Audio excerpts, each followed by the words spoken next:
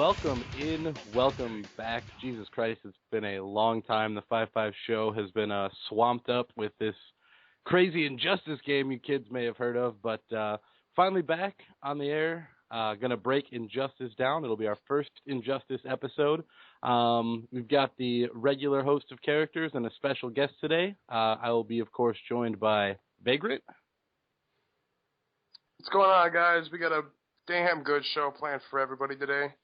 It's been a while. I'm glad we finally got the chance to get a new episode recorded. We got a damn good guest on who knows way more about the game than any of us three do. So with that, joining us is Chaosphere.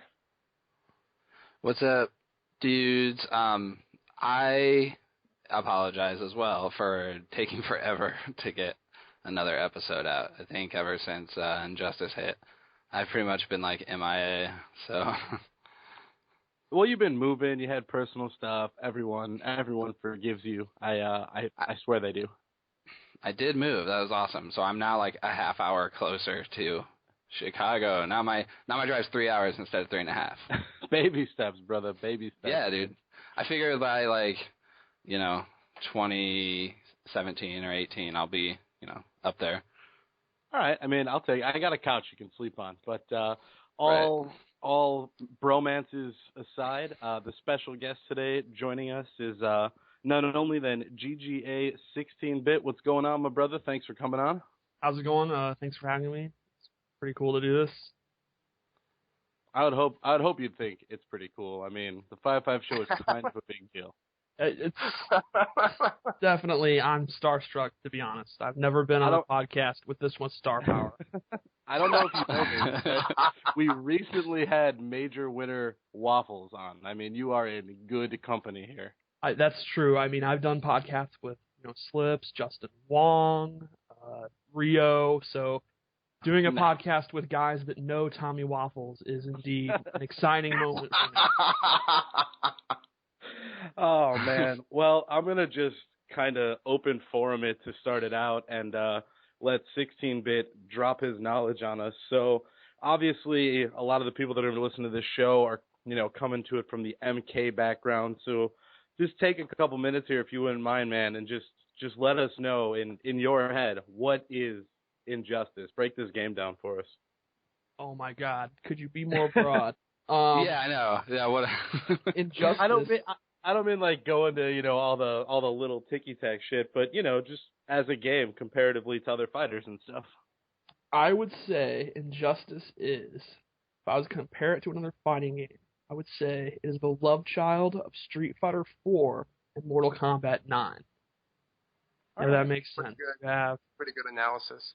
Mortal Kombat stuff, projectiles that pass through each other, juggle combo system, breakers, in dial combos. Yeah, strings, a lot of dial combos. But then you have the dashing, the almost a focus attack, but not quite. The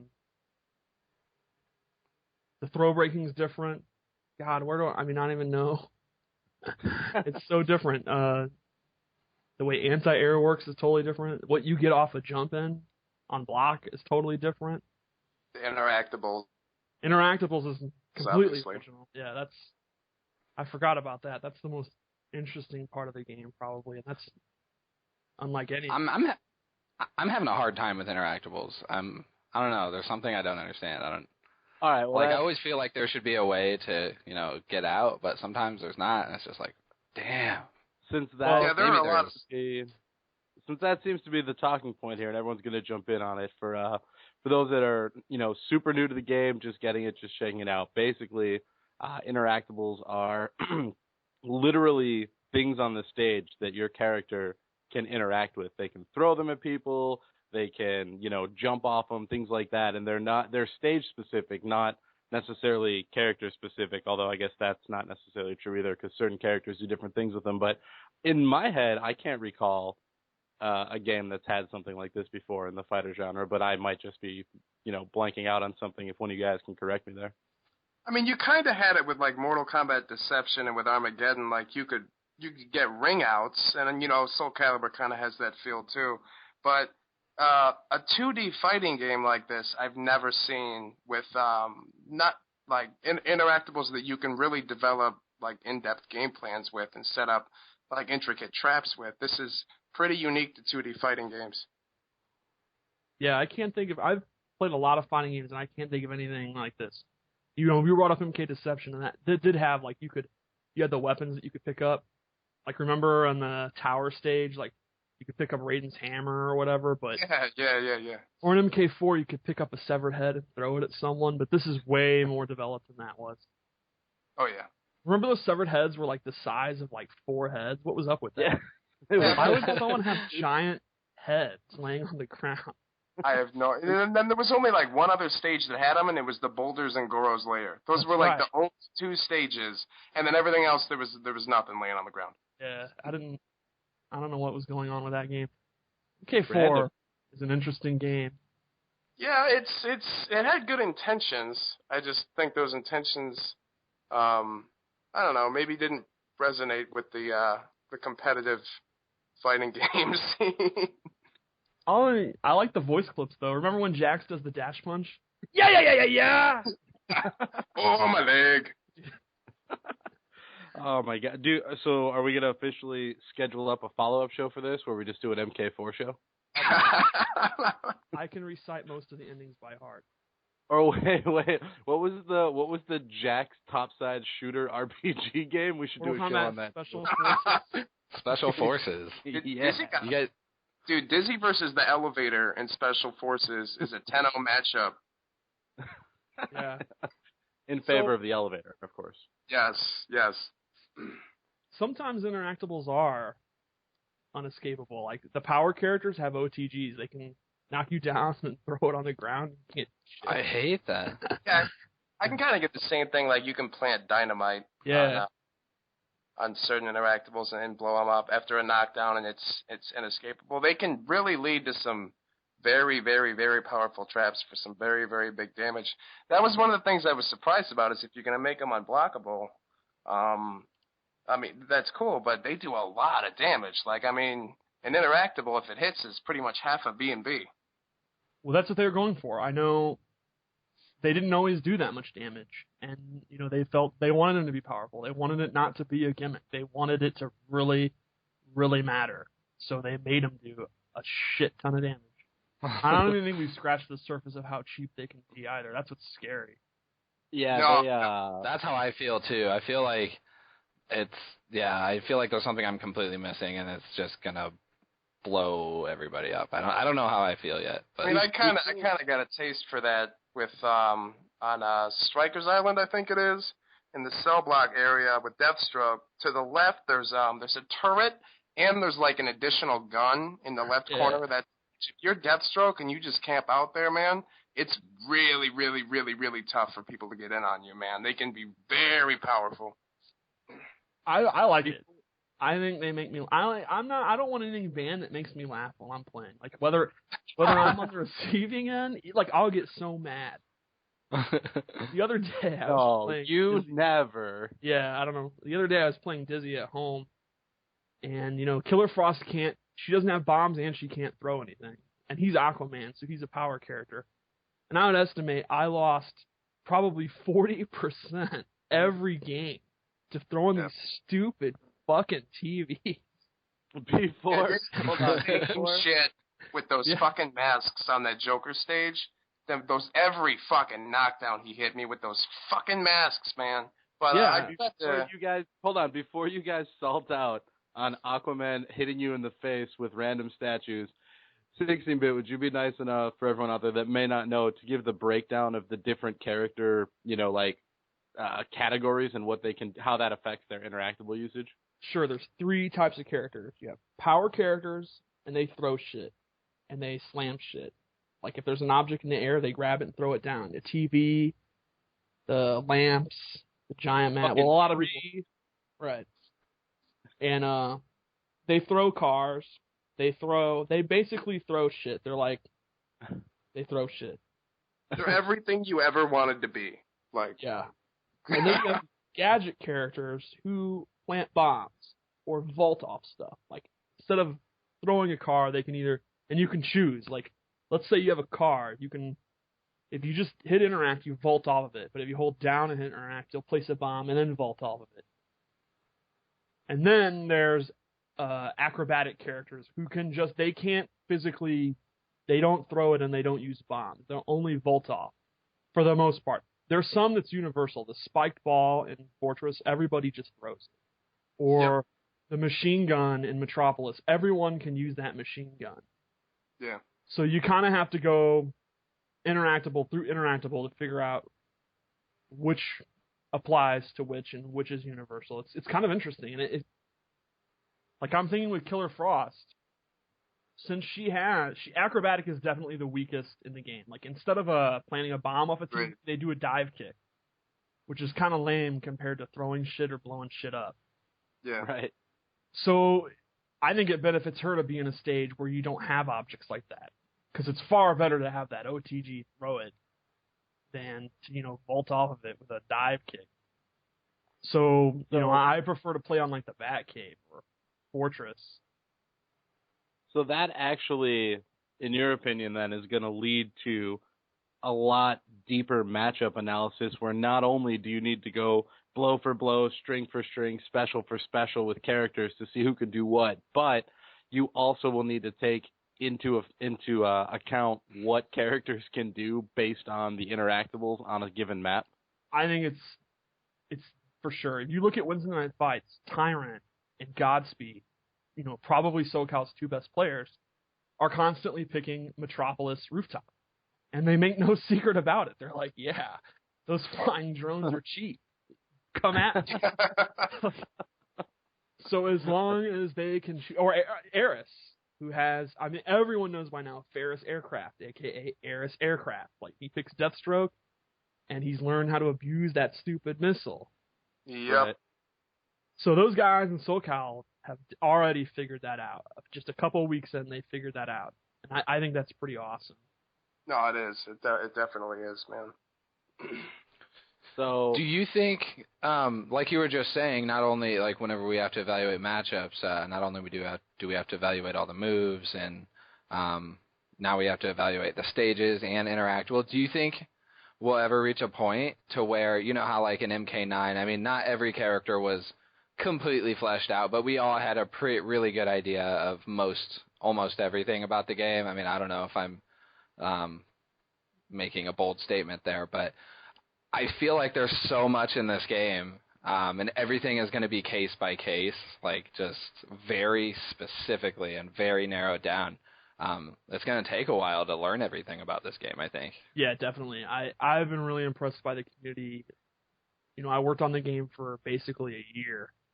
And obviously I knew I didn't know everything about the game, or even close.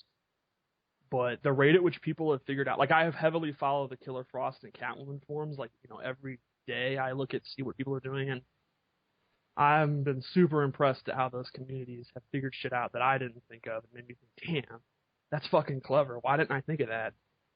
Yeah. So, a lot of the interactables weren't even in the game till the very, they were tinkering with that shit till the very end. So I can't even imagine the kind of stuff that I never thought of that the community's going to figure out. It's going to be awesome. A year from now, someone's going to find something broke with one of those interactables, some kind of reset. I just know it. Like that portal in Fortress, there's no way that thing's not broke somehow. Yeah, man. People are gonna work at those portals, man. As soon as I saw them, I'm like, there's a lot of potential for some game-breaking shit going on here.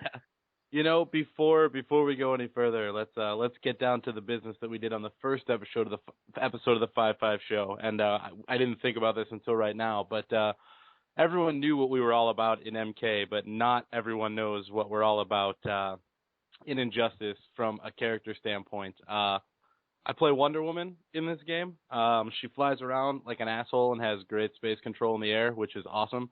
Not that the characters are the same, but it feels Kung Lao-esque, where you get to jump a lot, which is pretty awesome. But yeah, so a little bit different than playing Nightwolf and Sweet Lou in MK. But yeah, Vagrant?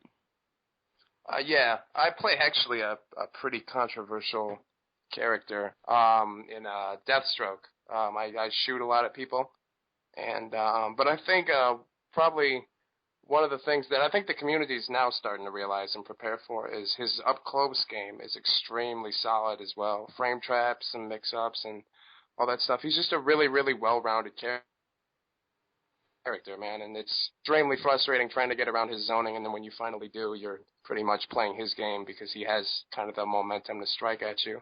Few characters get around it better than others, but definitely a really strong character, and I'm really happy with what he can do so far. Doug? I am playing Ares. Well, I have been since the day the game dropped. Down up. Well, now it's down forward 3. So That's true. That is my new teleport. Yeah, obviously I picked him because his teleport. He's got that quick low starter. He's got okay mix-ups. He's got an awesome jumping too. I like his playstyle a lot. I like just being a dick and wasting meter on the maximum invisibility. I feel like, I mean, obviously I don't think it would be like awesome to do in tournament unless you're confident, or whatever. I don't know, but I have a lot of fun doing that. It's just fun times. I like getting full combos while I'm visible. It makes me feel good about myself. But no, ever since Lobo dropped, actually, a couple days after he came into the game, I've been playing Lobo, and I'm having fun with him. Ares doesn't have like a really good like anti-air like a Solomon Grundy down to, or like Aquaman, but Lobo has good anti-air options, and I think having a good anti-air in this game is extremely important. With Ares, like your anti-air is kind of like a read, so I'm trying to decide who I want to play, but I'm having a lot of fun with Lobo. My only problem is that some of his combos are extremely hard to do, at least for me. I have a hard time with like back 1-2 into like down 1 toss, dude. Timing that down 1 makes me very angry. But I feel like if I just put the time in and practice it over and over and over again, eventually it's gonna pay off, and I'll be able to do those most of the time. And but I think if he's always doing his max damage off of those, he seems like a pretty powerful character, but he hasn't been out that long, so.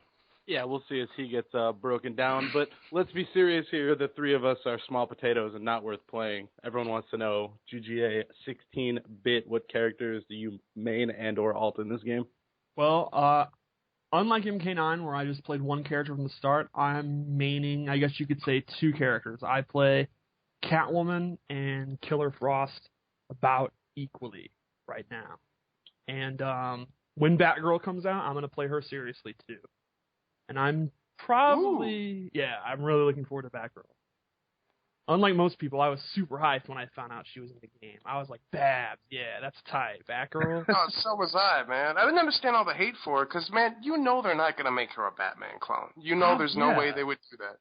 Like, that's pure speculation. I mean, I don't understand how you could just be like, she's she's Batgirl, so, I mean, obviously they know that. They're not going to clone the character. I mean, that wouldn't make any sense. Yeah, I don't know why. I mean, Green Lantern and Sinestro are nothing alike.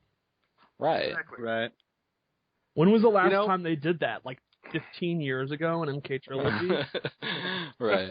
I don't think they're going to be the same either. My guess would be that they'll be way different. So now that we... and with this concept of the characters that we broke down here a little bit, the one thing that does give us is something else that this game has that MK9 didn't, and that's the actual difference in who the characters are. And you were talking about with the interactables, the power and acrobatic and stuff like that, but Lobo, the one example that came out here, being a grappler as compared to the characters that are not. Can you give us a quick breakdown on how that works out with the characters? I know it's pretty short, but... unlike MK, that's another difference from MK. This game has true grapplers. I would say Grundy, Bane, Lobo, and Shazam are 100% real grapplers with real command grabs. And then you'd have... Excuse me, what were you going to say? Oh, no, nothing. Go ahead. And then you have the characters that have an air dash, which totally changes the game. MK9 didn't have anything like that. Everyone's movement, not everyone had the same speed of a dash or, the same walking speed and all that. But this game, 10 characters or whatever it is, literally have an air dash that other people can't do. That's Wonder Woman, Superman, Killer Frost, which is so weird. Why can she fly? I don't know. And her air dash is so different from, well, the dash is the same, but like the concept behind it, because like Superman and Wonder Woman can do all sorts of shit in the air when they're air dashing. Killer Frost is literally a mobility tool. It's kind of interesting that it's different. Yeah. And why doesn't Hawkgirl have one? Well, I think the idea with Hawkgirl is that just flight is good enough. Yeah. Yeah. I just thought it was funny. And oh, Jesus, we didn't even talk about that. My God, while we're on that subject, traits. Yeah. Yeah, traits really cool. You have, everyone has their kind of one button special move, but it's not necessarily a special move. A character like Aquaman essentially has breakers for free when he has trait. When his trait's active, he can block a ground combo and, kind of wiggle out of it because he's so slippery, Can he get a reversal if he traits? Like if he blocks something, he can't reversal out of it. Like he's stuck blocking. Oh, okay. That would be something else. Yeah, that would be messed up. Or Batman has his robotic bats. And then a couple of characters, Wonder Woman and Nightwing, flat out change stances to become a completely different character. The game essentially has 26 characters. Nightwing and Wonder Woman have nothing in common. Wonder Woman loses her air dash. Nightwing has completely different jumps. Everything about them is different when they're in their stance. And then you have traits like Superman's, which is basically just, a kind of damage boost. Nothing too, it's pretty basic. Or Catwoman has her auto combo. Goes through armor. That's true, yeah. It does go through armor. Harley's is a crapshoot. It's literally random, a 1 in 3 chance between 3 different things. Yeah, I thought that was an interesting choice to make a trait random like that. I like it. I think it fits her. She's crazy. She should have a crazy trait. I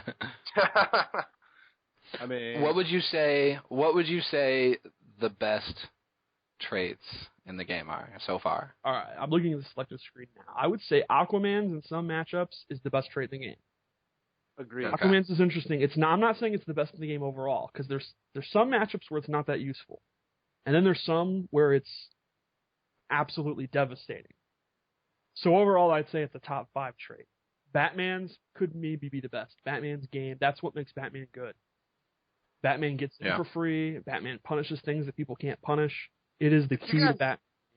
If you guys want a good example of the kind of damage that Batman's trait can do in his pressure game, Civil War, Rio was playing Batman against Brady, and some of the setups he had with trait and with the strings and with EX Batarang were really damn impressive.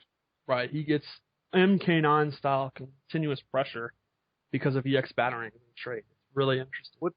What's really cool about the traits too is how much having trait available or not having it available can change certain characters. And I'm going to go use your Harley example, and then I'll counter it. So Harley has the 1 in 3 chance. She either gets a damage boost, she heals herself, or she throws out an unblockable that launches. And that, you can give or take that. It's cool, but some Harley players will say it's not even useful. They won't use it. However, you have a character like Sinestro. His trait, he has to charge up a little like pulse beam, but when he gets it charged up, he basically can do whatever he wants, and he can make it safe by firing out 3 shots. When Sinestro has his trait out, he's like a completely different character. Yeah, it's really cool, like the way that affects things. Right, and he's got to work so hard to get it out. It's so interesting. And Bane's is another one that I think is absolutely brilliant. Maybe some of the designer's coolest work is with Bane's trait. The difference between when he has, level 2 and 3 and when he's in cooldown or not at all, I think is really, really cool.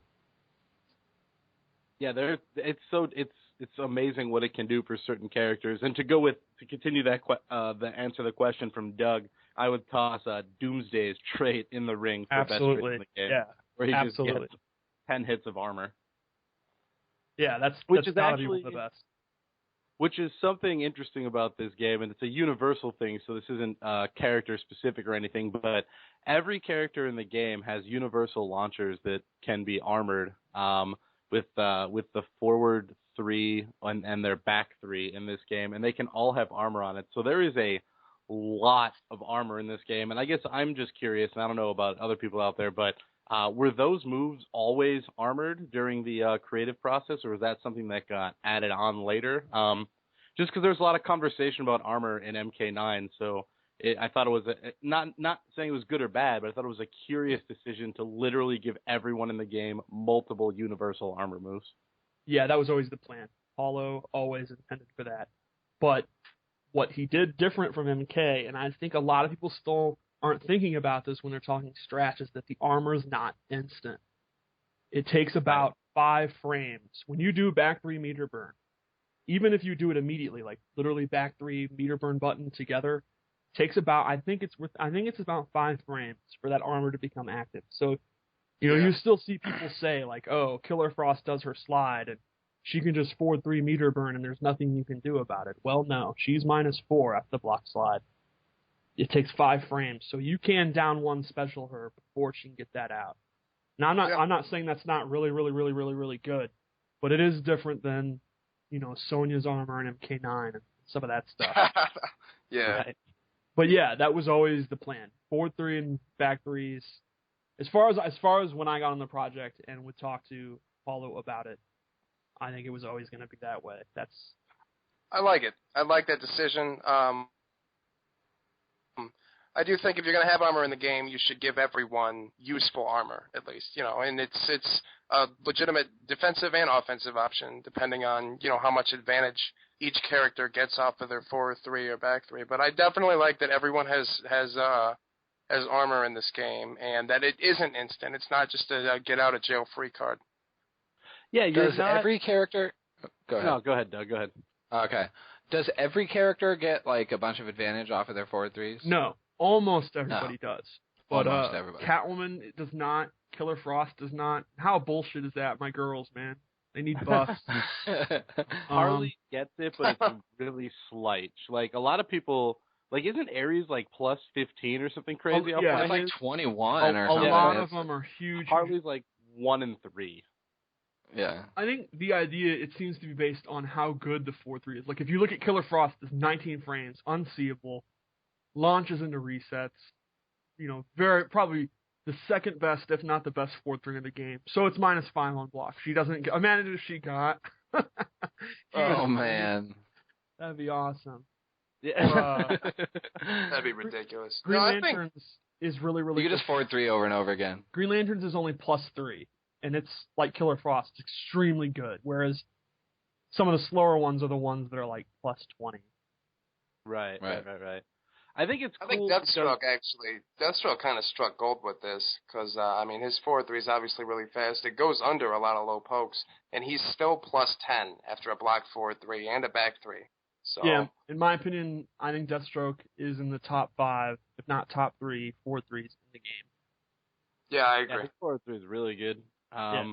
What's cool about the armor thing and on the forward 3 and back 3 is that what you don't see in Injustice, and this is a huge difference from MK9, is you don't have characters that are stuck in endless block string pressure, aka the Cabal problem that a lot of people obviously had, or the Cage problem. That's just not in this game. Pressure does not work the same way as MK9, and if you get sloppy when you're doing your whatever pressure that any character has, you can get back 3 or forward 3 out of it by anybody, and I think that's a really cool concept, that there's not games decided just because you couldn't let go of the block button because someone could do a pressure string over and over again. Yeah, that's a good point. There's also the invincible backdash, and the block escape is a big deal. Oh, yeah. Yes, I didn't even think about push block. Yeah, there's so many different things. Yeah, this game, man, a lot of people came into it thinking it's made by the same people that made MK9. It's going to be the same game, and it really is a completely different project all the way around. Yeah, definitely. No, definitely mission. I know they wanted to make it different from MK9, and definite mission accomplished with that, especially in defense. I think Foxy posted something about how in MK9 you had like 2 options to get out of pressure, and in Injustice you have like 5 defensive options, whether it's backdash, whether it's armoring something, whether it's a wake up, whether it's whatever. There's just Neutral so much jump. more. Yeah, there's so much more depth to defensive options in this game. You also can input.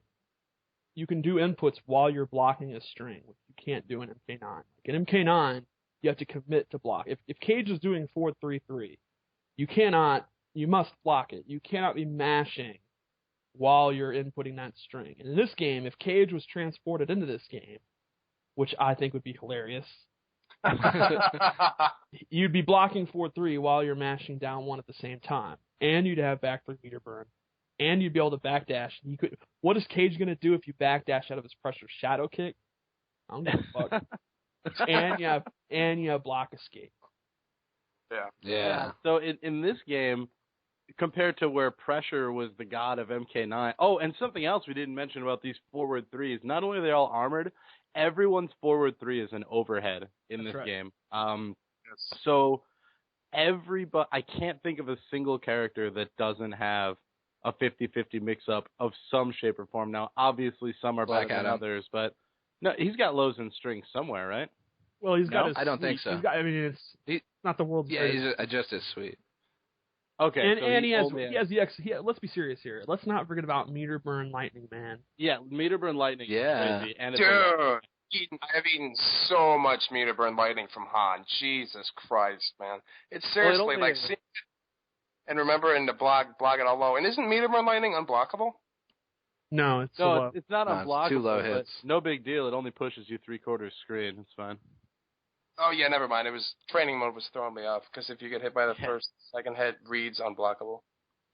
Yeah, but no, it's I just think it's cool, man. Like the game is just that much different. Everyone, their game is more based around mix-ups and zoning and the cool things that their character can do, not just do I have a block string that's +4? Yes, I do. I'm gonna fire it out on autopilot and machine gun the fuck out of you. It's completely different. I like it. Yeah, and here's another question I have for you, 16-bit. In MK9, I was very comfortable with the wake-up system. Mm-hmm. In Injustice, I feel very uncomfortable with the wake-up system. How do the two differ? And obviously there's been a lot of complaints. I've seen a lot of people complaining about the wake-up system on TYM. What's the deal?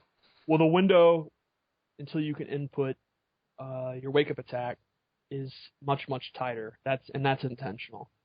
Also, okay. I think everyone's kind of forgotten their troubles early on because we've been playing MK9 for 2 years. And each move has different timing. So there's a lot, I think everyone's kind of forgotten the trouble they had early on in MK9. Also, God, this fucking Skype shit is so bad on my end. Alrighty, proceed. Also, there's a shitload of hard knockdowns, so there's even more situations where you can't just roll away and you're stuck in that guessing game. And then lastly, the way invincibility frames works is much different. In this game, it's on a per move basis. It's not set. Like some moves can be used as a wake up attack but have no invincibility at all. Mostly projectiles. Yeah. Some will have, I think the average is probably about 8 frames. And there's a lot of special moves that have a long, slow duration. So 8 frames is not a lot of time. So it's very, very easy to get stuffed. Like you look at Catwoman's Cat Dash, which gets stuffed all the time when I do it. It looks like a fast move. It looks like in MK, it looks like something that would just be nothing you can do about it. But it's a 17-frame move. She only has 8 frames, probably. I don't know that for sure. I'm guessing. So it's very easy to stuff. And then there's the wake-up attacks that have full invincibility. Killer Frost Slide, Catwoman's Gimmick, Tantrum Stand. When I get a Lightning Cage, I think Lightning Cage. Yes. Yeah. So I think a lot of people are just right. What? Those are full invincibility for the entire duration of the move, right? I don't know this for sure. This isn't like insider information. From the testing I've seen, I'm pretty sure the rule is they have full invincibility from start all the way to the end, except for a final frame at the end. Like from what I've seen with Frost, Once she does the slide, it's fully invincible until the last frame. Even as she slides, not just the beginning of the slide, literally, like you can be full screen, knock her down, shoot Deathstroke's machine gun, and she'll slide right through it.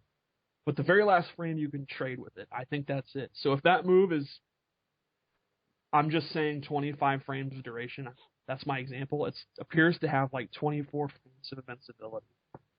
Gotcha. Yeah. Okay.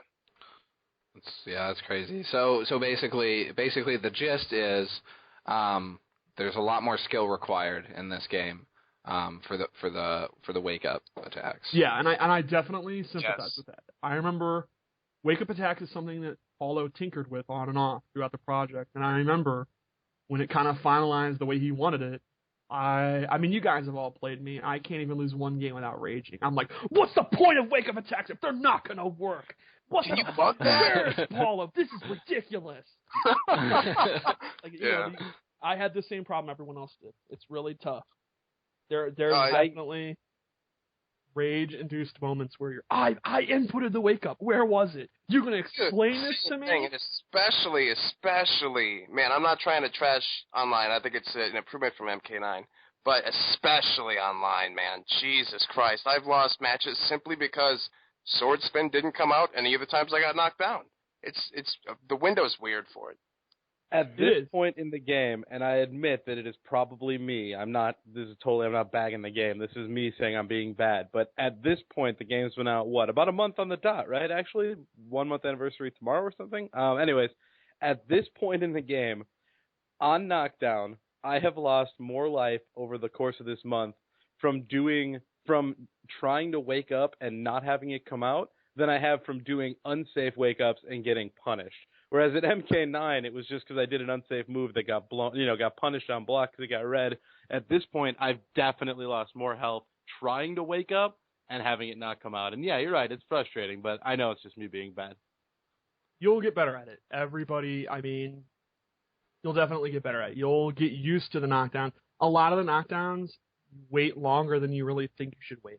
And I would not mash. Like, practice it.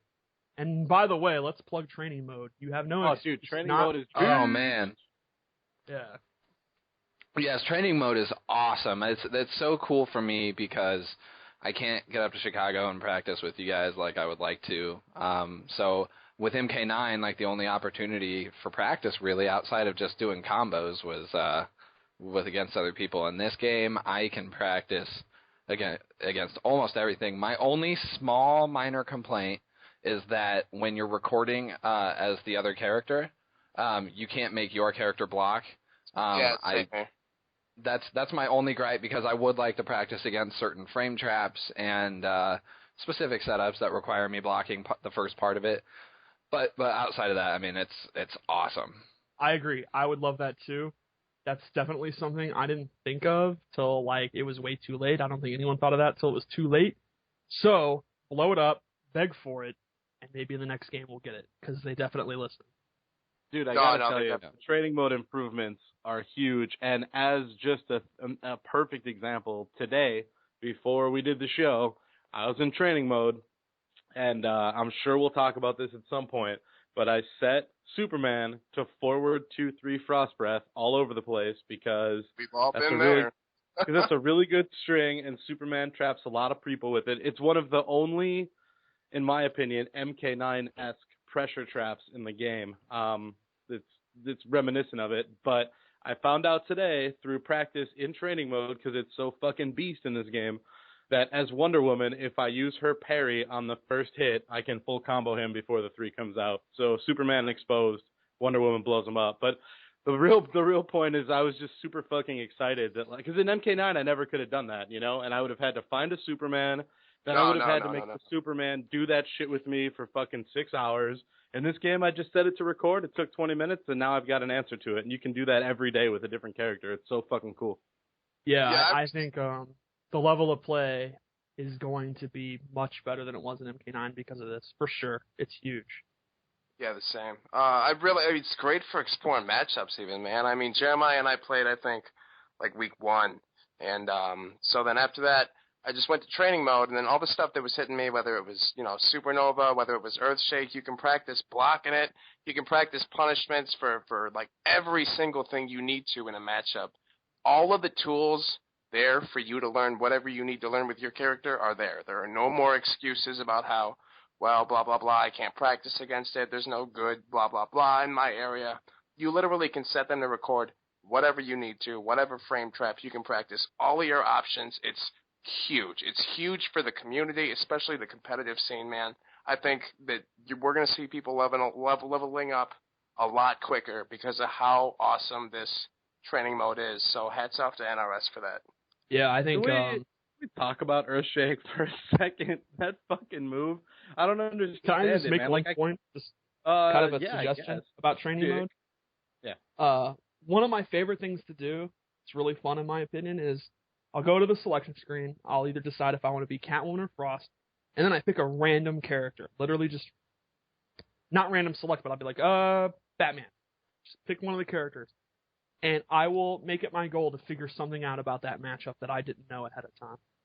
Yeah. I think that's really cool. Like, I'll look into their move list, try to figure out, I didn't know that was +6 on block. I wonder what they can do after that. Or, I wonder what they can do after Killer Frost slide is blocked. I wonder what my options are. And then I'll record Frost doing the slide, and then I'll play that character, figure out what they can do, then figure out how I blow it up when I play as her. And I do this. I probably find something cool every day. It's awesome. No, you can literally just do exactly that, man, and learn whatever you need to about any matchup. You want to just take it block string by block string and practice, like, countering different follow-ups to their block strings. Like, anything that you could think of, you can train for and practice against just with training mode. It's awesome. Yeah, and you can be clever about it. Like, you can set the computer to do a reversal, which means if you want to find out if something's punishable, for sure, pick the Flash, have him do a reversal lightning uppercut. That's a 6-frame move. And the reversal means it's coming out as fast as possible. Do your move, and you can find out gaps in strings, how punishable something is, if the frame data is correct, because there is the issue. We should probably bring that up. Multiple hit moves, the frame data is incorrect. The frame data appears to be for the first hit of the move. Like, if you take a move that's a single input, like let's say it's someone's down forward 1, and it's a multiple hit move, that data will be incorrect. So yeah, the Deathstroke, some of the Deathstroke community is kind of at a bit of a roadblock because of it. Just gauging and you can kind of test after a move. Like, you can immediately jump afterwards and set the computer to jump to kind of tell, whoever jumps first is at advantage. There's ways of figuring out, are you safe or not? But a lot of it is kind of tough to figure out, like, number by number wise, and developing frame traps.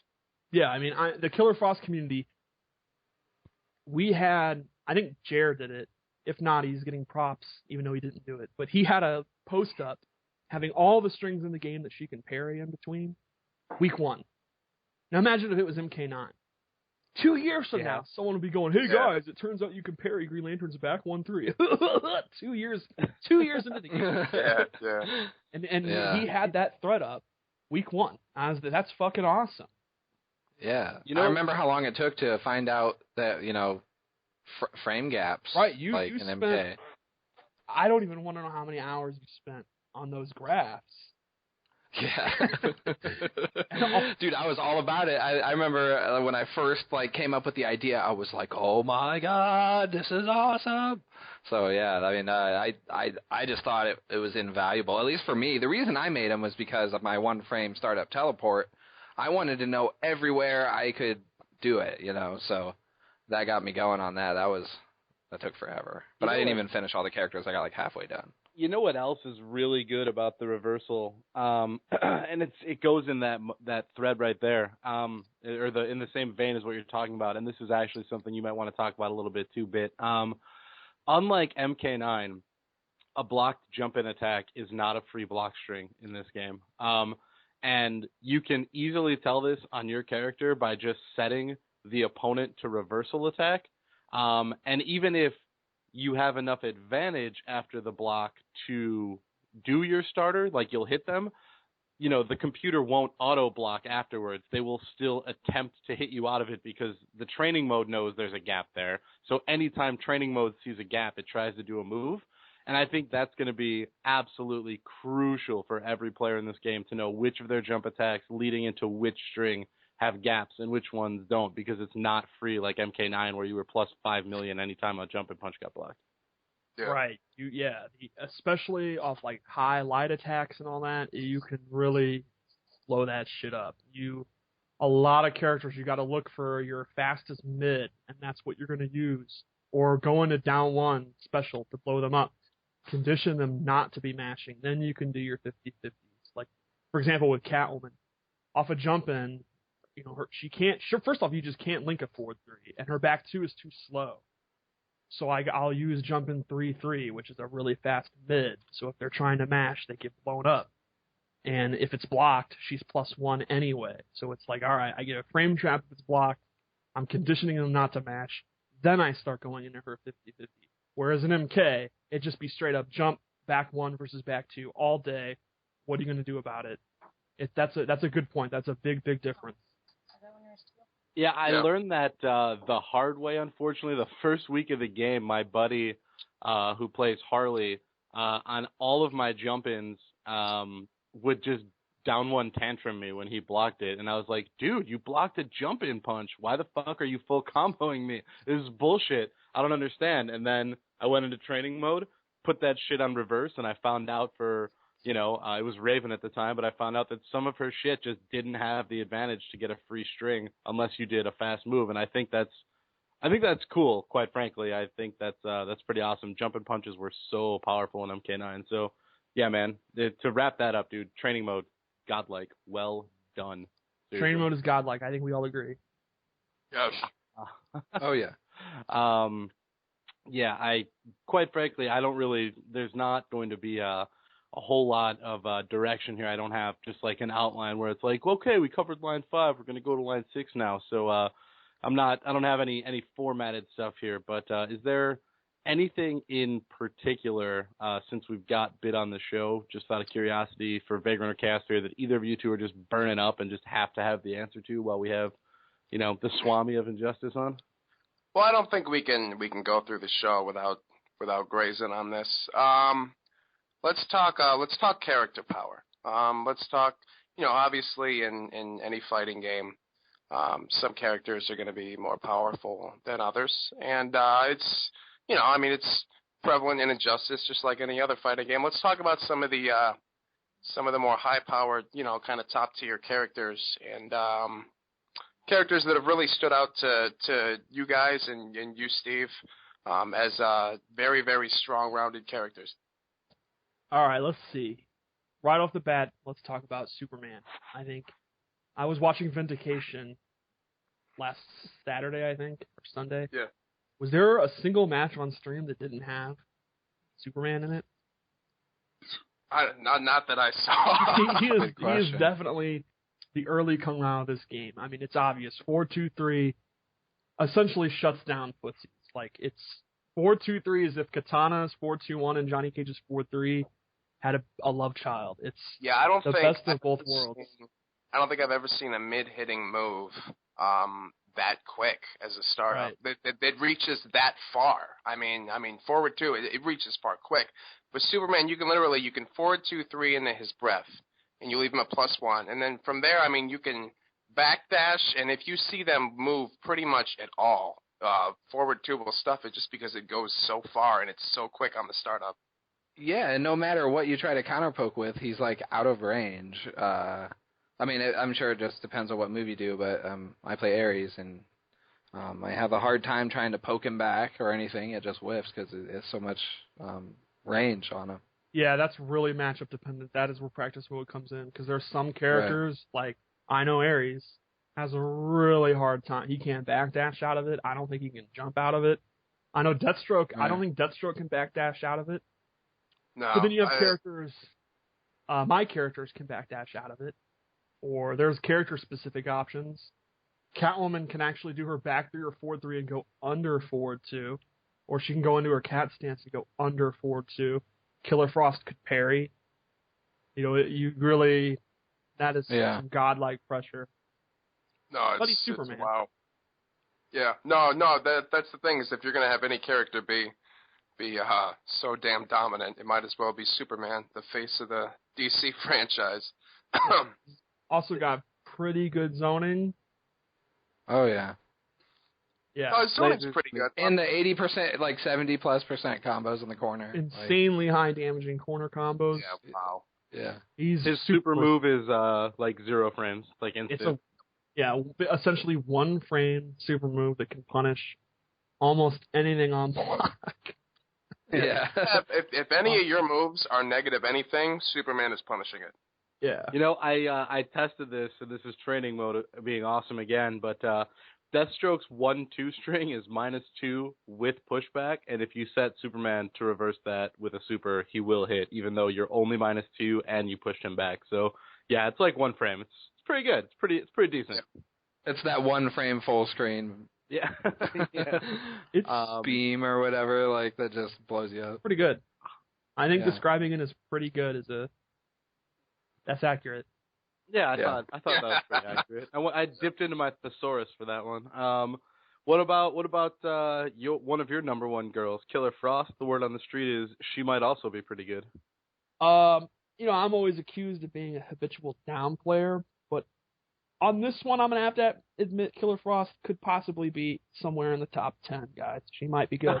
Jesus. Yeah, she has it all. She is, in my opinion, arguably the most well-rounded character in the game. She is good to great in every aspect that I can think of. Slide is a 15-frame low combo starter that is -4 on block. What more can you say? Let that sink in, MK fans. Yeah, hang on. I want a moment of silence. Everybody just let that sink in, what Steve just said. Think about Sub-Zero slide, and then think about Killer Frost slide, and put that all together. And then to go with that, she has one of the best overheads in the game. Maybe the best overhead in the game. Then to go with that, she has a pretty good projectile. Daggers. They're 2 hits. They're fast. If she catches you in the air, she gets a combo. Then she has a Freddy spike move. Always good to have. It might be the fastest. It's faster than Aquaman's Trident. If you hit with it mid-screen and you do the EX, can you slide after that into full combo? Of course you can. Yeah, of course. Then she has pretty damn good down 2 for anti-air. It's not Aquaman or Grundy or Hawkgirl level or Sinestro level, but it's just under that. It's like, if those are the S tier anti-airs, hers is an A tier anti-air. Yeah. Then she has an air dash. Then she has the best parry in the game. Her parry is better than Joker's parry, and that's his trait. 1 frame, meter burn, full combo. And she has strings that she can cancel into trait to get massive frame of damage on block. If she does 3 trait, she has so much frame advantage on block, she gets a free 50-50. You can't do shit about it. Man. Then she has pretty good combo damage. 42% one bar, 30%. And the option to put you on whatever side of the screen, I think, right? That's right. Depending on how many up 3s she does. And then she has resets, but not Cyrax smoke style resets.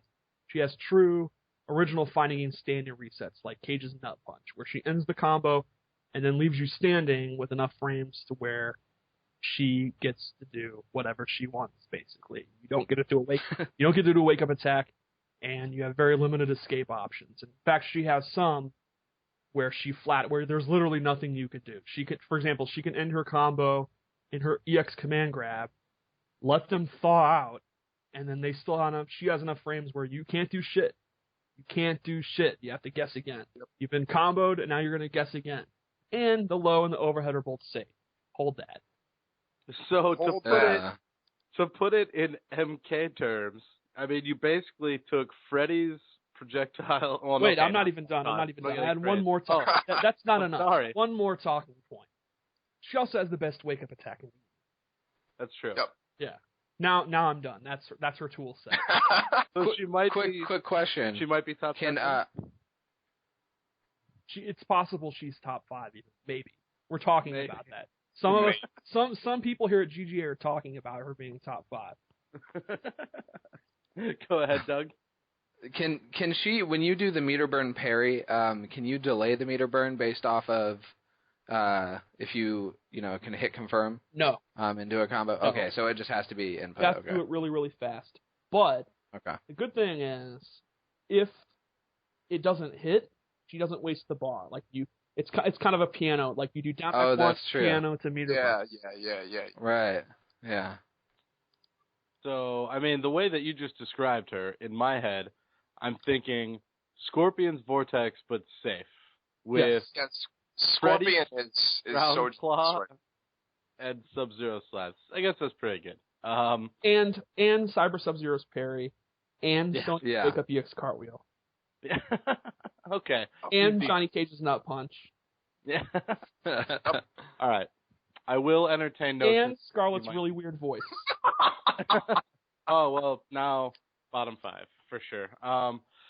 And she also has a very strange alternate costume, which I don't really know how that fits into her tier list, but I mean, steampunk. She's like Anarchy Frost. I love that alternate, man. The things I would do to Frost in that alternate costume. Oh, bye. Frost.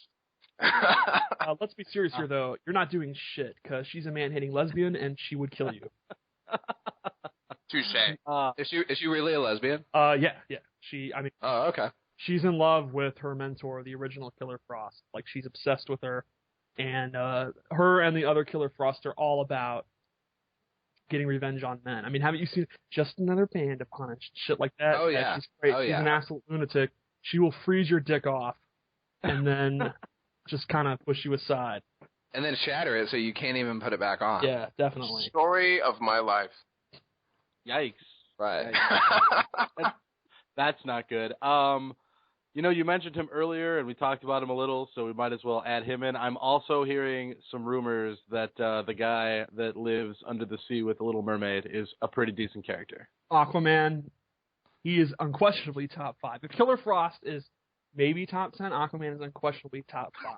He has extremely good range, extremely good trait. In some matches, it's flat out unfair. He's got, like against Catwoman or Flash, who their combo, or Superman, or any of those characters where their combos are a lot of hits on the ground before the launch. It's basically a free combo breaker. Yeah, every 7. Yeah. Right. He's got extremely, very fast, good normals, back 1-2, forward 1. I already mentioned his range. He's overall super, super, super solid. Definitely one of the top 10 characters for sure. Then his down 2 is really good too. That's right. He has one of the best down 2, maybe the best down 2 in the game. Yeah. Very, very good. He's got the Trident, which is, in a lot of matchups, is a really good check. He's got the Scoop. He can end anything with the low Scoop, which is in a lot of matchups is safe. He's pretty damn good. Yeah. He should be good. If you think about it, isn't the world like 80% water or whatever? That's isn't true. the world our body is 80% water. Yeah. I do. Could he extract the water out of my body, just by thinking about it? No, he doesn't have that power. I don't know why. Oh, okay. That's some Mortal Kombat shit.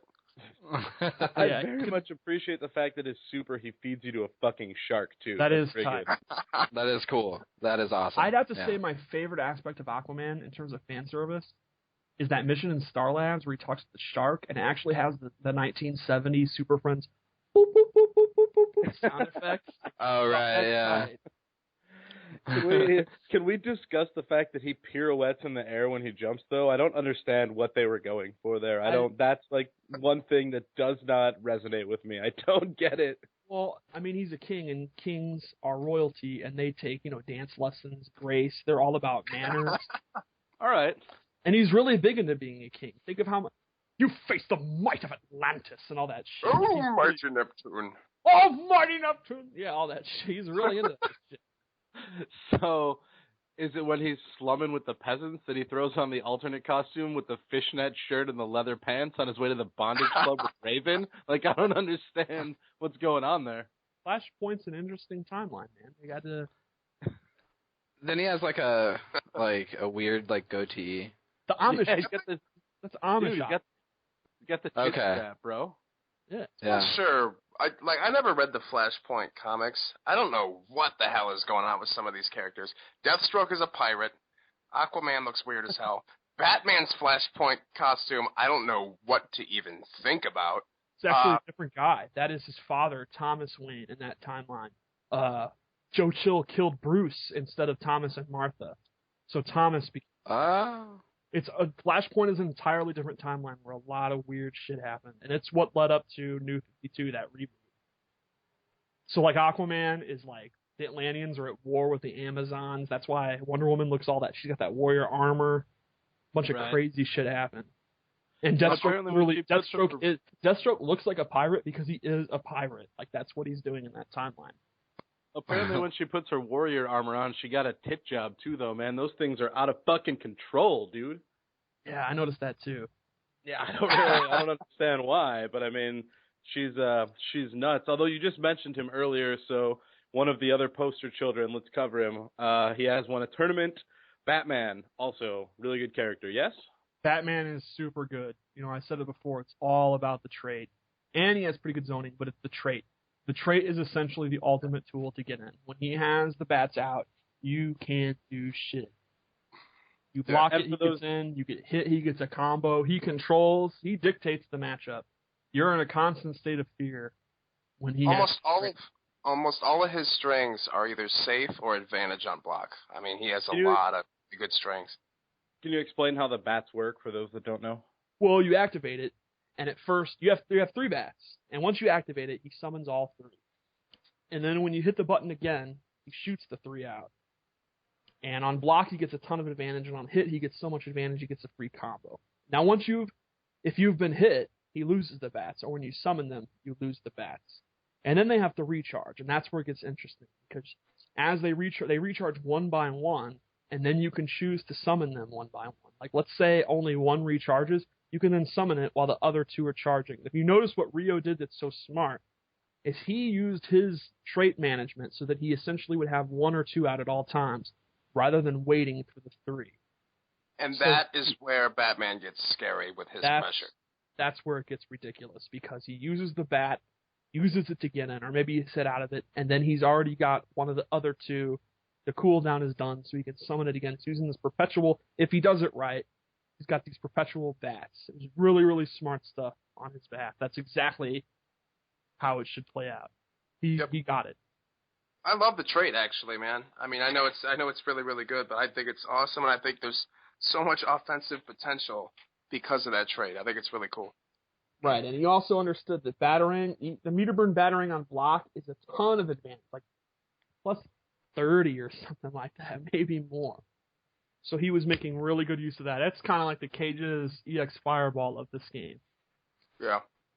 I would say the only weaknesses Batman has are probably some of the range on some of his normals, like his down 1. I would say his wake-up attacks are pretty weak. And then I would say his 50-50, his mix-ups are not he doesn't, his offense is more locking you down rather than having like a 50-50. Like his back 1 is super, super fast, that's the low. But then his overhead is super, super slow. Yeah. No, that I agree with. His mix-ups aren't as quick as a lot of the cats. Most of the characters in the game, in my opinion, are all about 50-50s. And he's one of the few, like maybe Nightwing and a couple others, that's not.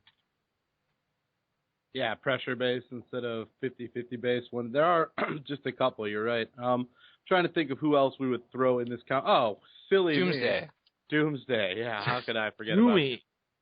Well, from what I hear, Doomsday is no longer viable. I've heard that from top. I've heard stories that Doomsday is the next Nightwolf, and he's going to be bottom 3 by the time the game is fully developed. Yeah. Yeah, Doomsday is definitely one of the top characters. He is pure, mindless, absolute devastating rushdown. He gets in whenever he. Let's go over the tools he has to get in. Everybody already knows about Meter Burn, Venom, and Body Splash, but what about just fucking dashing up? You know what? Hold on. Before you go into in the game. All right, sorry. You raised something super awesome, and it works right here. That's why I'm going to bring it up, because I want Vagrant and Chaosphere to have a crack at this. We were sitting at GGA yesterday, I think, actually, and 16-Bit asked this question, and I think the answer is fucked up, and I think it's right. His question was, would you rather have, for a mobility tool, Shazam's teleport, which is like a smoke in, smoke away, so smoke towards or smoke away, or just Doomsday's regular generic fucking dash? What's a better mobility tool? Doomsday's dash. Yeah, it's better than a special move. It's better than a fucking teleport. That's fucking crazy. It's like the best dash in the game. I'd go with the dash. I mean, the only thing you can say that's on par with that is Lobo's forward dash. Right. This is pretty awesome. It's crazy. Yeah. And I mean, somebody who thrives so much from being up close, to have a dash that's that quick is huge to his game. Not to mention the range on his just any move he has. Like 3-3 gives a bunch of advantage, and it reaches so far. And same thing with his down one. Yeah. Sorry, we'll let you continue breaking him down, Steve. I just since you had asked that question, I thought it made sense as you were talking about his dash. I thought that was a really on-point question when you asked that yesterday. Yeah. I think a lot of people, when they look at Doomsday, they're like, oh, he's gimmicky. You can blow up Supernova. He's now useless. And it's like, well, I mean, okay, everyone else got past that week 1. We're now talking about his actual tools. There's nothing, you can't get around Body Splash, Dash, and Meter Burn Venom. It is what it is. He is getting in. Let's not pretend. Not to mention his trait. Oh, yeah, I haven't even mentioned that he essentially has a button where you hit circle and he goes, "You can't play the game."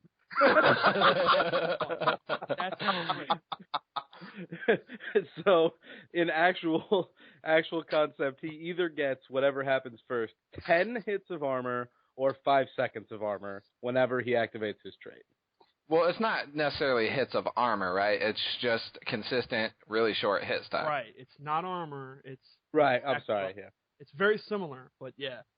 And everyone. The idea of keeping him out is ridiculous. We need to look at ways to kind of mitigate this stuff. Like, the idea that I can punish Supernova. He's free now. Like he's punishable, but I mean, like, his stupid stuff is punishable. I mean, how many high-level Doomsdays are just going to throw out online-style meter burn Supernova 50 times? Right, you got to look at, you are going to block a meter burn Venom, period. If you're standing there waiting to blow it up, then he's going to body splash or dash up or do whatever the fuck he wants. So you're going to block that. So we got to look at what he does after that. And that's what's kind of interesting about him. Like, first off, everything he has except for his sweep and his meter burn karate chop is mid. So if I'm Killer Frost and I block meter burn Venom, I can parry everything he can do except for another body. Like if he body splashes, if he does a sweep, or if he does his meter burn parry. Yeah. Or you can actually jab in between his overheads, just 4-2 overhead string. Jab in between that. But that will lose to down one or sweep. Or you can backdash almost everything he does, and he'll start doing another Venom, or maybe a body splash if you have a slow backdash. So I would say everyone go into training mode and look at what he does after he's in, rather than thinking that you're going to beat him because you're keeping him out. Yeah, you're not keeping him out. And a lot of people are upset about this move, but it's not that bad if you actually practice it. And this is what another thing everyone needs to go into training mode and handle. But can you give a breakdown of the Earthshake? Earthshake has to be hands down the number one most Paulo move in the game. It's so cheap. Overhead into a low. What the fuck? Yeah, so immediately. Yeah, it's an immediate overhead low, like a piano, like overhead low. So you want to block it standing and then immediately roll to down. And a lot of times they'll do it off the down one. And keep in mind, this is something I still freak out about. Down one is mid. It's not. You don't need to go low, mid, low. Like you can block the down one standing, block the first part of Earthshaker standing, and then roll down to down. And if you're going to fuck something up, if you're not confident, take the first hit. The first hit is the biggest chunk of the damage. The low part's only 2%. So at least go to the stand block if you think it's coming and block that part and get hit by just the low if you have to eat something. Yeah. And after you block that, I think he's +1 on block. The frame, that's a multiple moves, so the frame data is wrong. But I think Dizzy and Jeremiah looked into that, and I think he's advantage on block after it. I could be wrong about that. Like slight Otherwise, advantage? it's definitely not punishable. Okay. To put Doomsday into perspective, and I'm not going to name names, but a top Doomsday player who may or may not have recently won a tournament after the tournament, not before, after the tournament, uttered the line, I think it's time I start adding combos to my game. After he won a tournament. Yeah. But Doomsday is pretty good. Yeah, Doomsday is definitely pretty good. Yeah. I mean, we've barely talked about Body Splash. That's like the Right. elephant in the room. Body Splash is probably the best jump attack in the game, I think. Without question. For those that don't know, just think Zangief. There's no other way to put it. He literally dive bombs you and does a belly flop on your head, and the hitbox is quite sizable. And they've toned it down even, but it's still a hugely powerful move in his game. Yeah, they've slightly toned it down. It's probably gone from a 10 out of 10 to a 9 out of 10 now. Yeah. Probably gone from absolutely out of control to just kind of maybe outrageous. I gotta tell you, nutrageous. I've been playing this game minimum 3 times a week with a top Doomsday player. So I've probably played 500 matches against Doomsday. I could not identify what his other jumping attacks are. I don't even know what they look like. What his other jump attacks look like. I don't even know what they fucking look like. If someone threw it out, I would not know if it was a 1, 2, or 3. I'd have no idea. You can beat it now, though. Definitely with my characters, I can now, like, if he tries to do a cross-up body splash, I can remain ducking, duck under it, and then with jump attacks in this game have a ton of recovery when they land. So you can do down one slide or down one cat dash and blow it up now, or you could even stand up and do a standing normal. There's a lot of recovery on with jump attacks in this game. So yeah. The main nerf was his feet don't have the hitbox anymore. You can really see, like, if you look in training mode, you can really, if he does a cross up, jump 3, or jump down 3, you can see it's not, like, his ankles aren't going to blow you up anymore. Right. It's still a very high priority move that is really good. It's still really good. Play. Also, as we brought up earlier, with linking a combo off a jump attack, 3-3 is the main thing they're going to do, and that actually has a tiny gap if he does a high body splash. Like, some characters can parry. Killer Frost can parry through that if he does a high body splash. That I did not know. I didn't know if it was. I know a lot. Like, advantage with some of these jumping moves is height dependent on where they're hitting you. Yeah, like MK like that too, but in this it's very noticeable. Yeah. So when you say a small frame gap, do you mean like a few frames or like? Yeah, I don't even know if anyone could down one special through it. Okay. But I know Killer Frost can definitely parry. Yeah. Yeah, see, that's something, and this will all be character specific, but like, Wonder Woman, if she uses her bracelets on the first hit of 3-3, she gets a full combo before the second one comes out. But 3-3 has Nightwolf syndrome, except good. There's a massive delay before the second 3 comes out, but there's no actual gap in that string, to the best of my knowledge. So people try and jump out of it all the time because they think the string's done, and it's not. It's obnoxious. Yeah, that string is then +10 on block. Yeah. Yeah. Into down one earth shake, which may possibly give advantage. Who knows? All right. The other gorilla in the room is Vagrant's character. I don't want to leave him out of the top character conversation. Well, we have move on. 2 that I know of, I think, that we have to cover. There's one after Deathstroke, but we should talk about him. Let's talk about him. Let's talk about Deathstroke. Can I just make one more point about Doomsday in case people don't know yet? I'm not sure if this is common knowledge yet. The best way to blow up Supernova is to dash forward. When he goes up off screen, don't do it before he goes up off screen. Wait till he's completely off screen, dash forward, then he'll land and you can blow him up. That way you're not, I think a lot of people use meter burn back 3 or 4-3 to blow it up. Then you're not even absorbing damage. You don't have to use bar meter. Yeah, you can just literally, as he's coming down, just dash it and combo of choice, man. It's really, really easy to avoid. I mean, obviously, you know, run it in training a few times, you know, maybe for an hour, just practicing the punishment. But it's super easy once you get it. That you should make them pay for every supernova they throw out at you on reaction. Yeah. So, Broke Stroke. He's obviously one of the best zoners in the game. I think everyone's realized that. But I think what truly makes him good, what truly puts him over the top, is his sweep distance game. Like once you're in, you're on jump distance where you can slow up the zoning.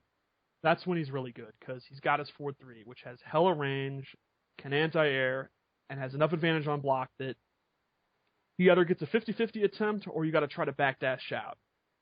Yeah, So, it's his sweep distance game is crazy, man. Obviously, his forward 3.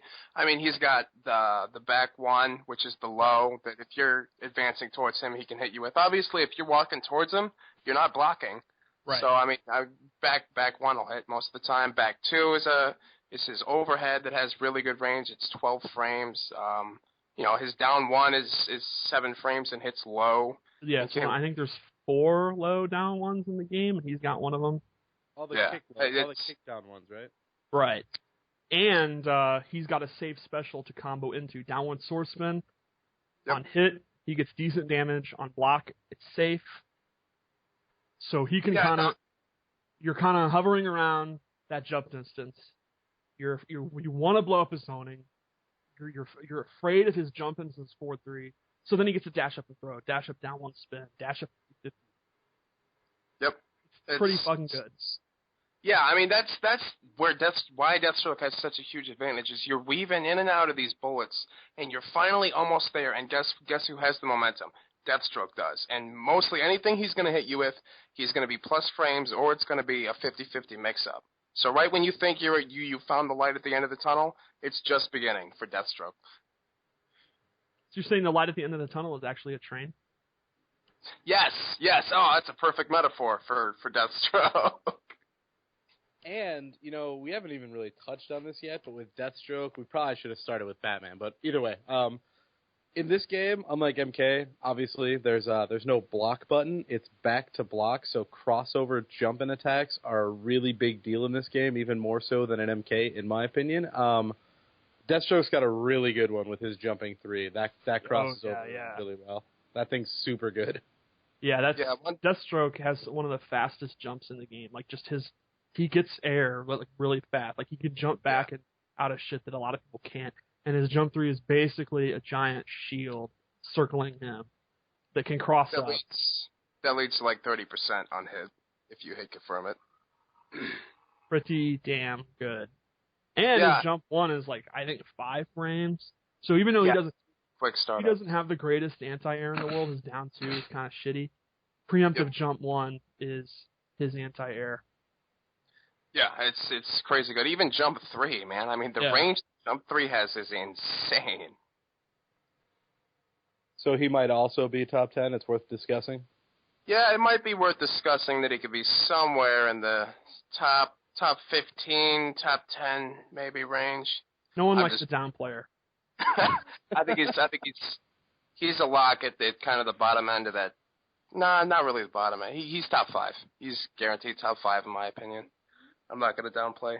I agree. I think he's in my top 5 for sure. So, Vagrant, the last character that you wanted to bring up on that power list, I know who it is, but I think Black.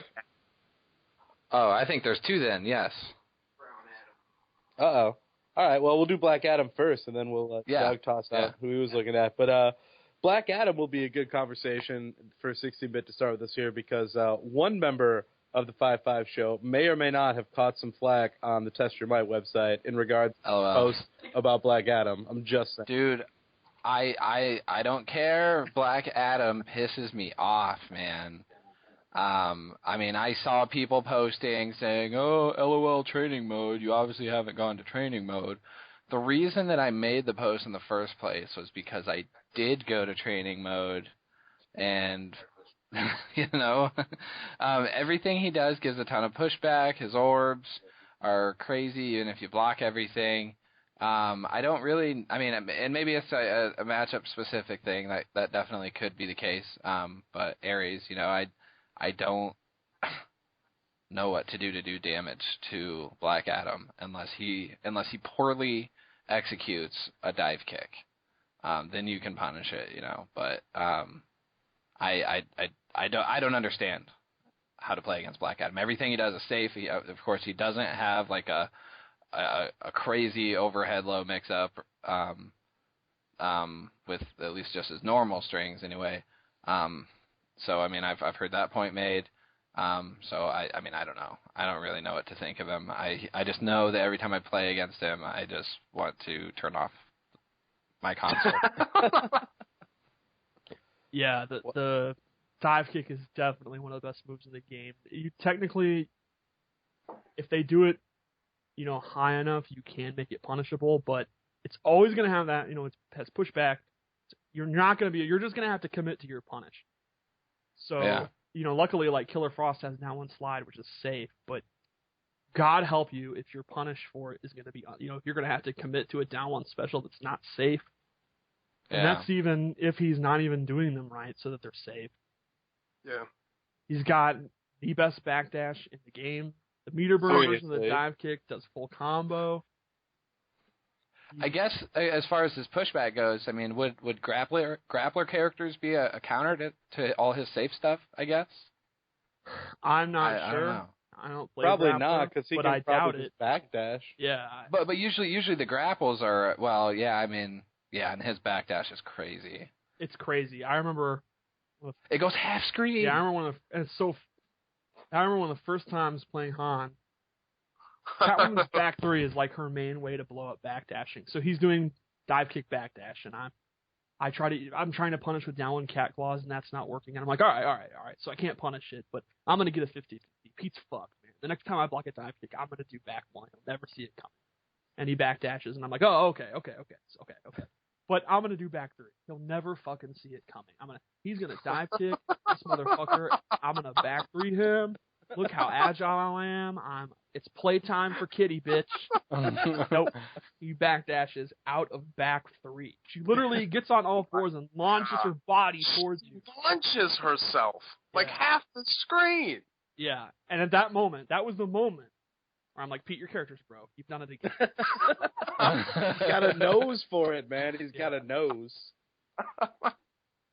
And on top of that, I mean, first of all, one of the best win poses in the game. I don't know how that affects his tier list, but I mean, pretty big fan of the win pose and the line that he says at the end. And just his back walk is like, it feels katana good. In this game where walk speed is really slow compared to MK, his just back walk seems pretty speedy. And he looks like a smug, arrogant fuckface the entire time he's doing it. His fucking arms are crossed, and he's just looking at you like, what?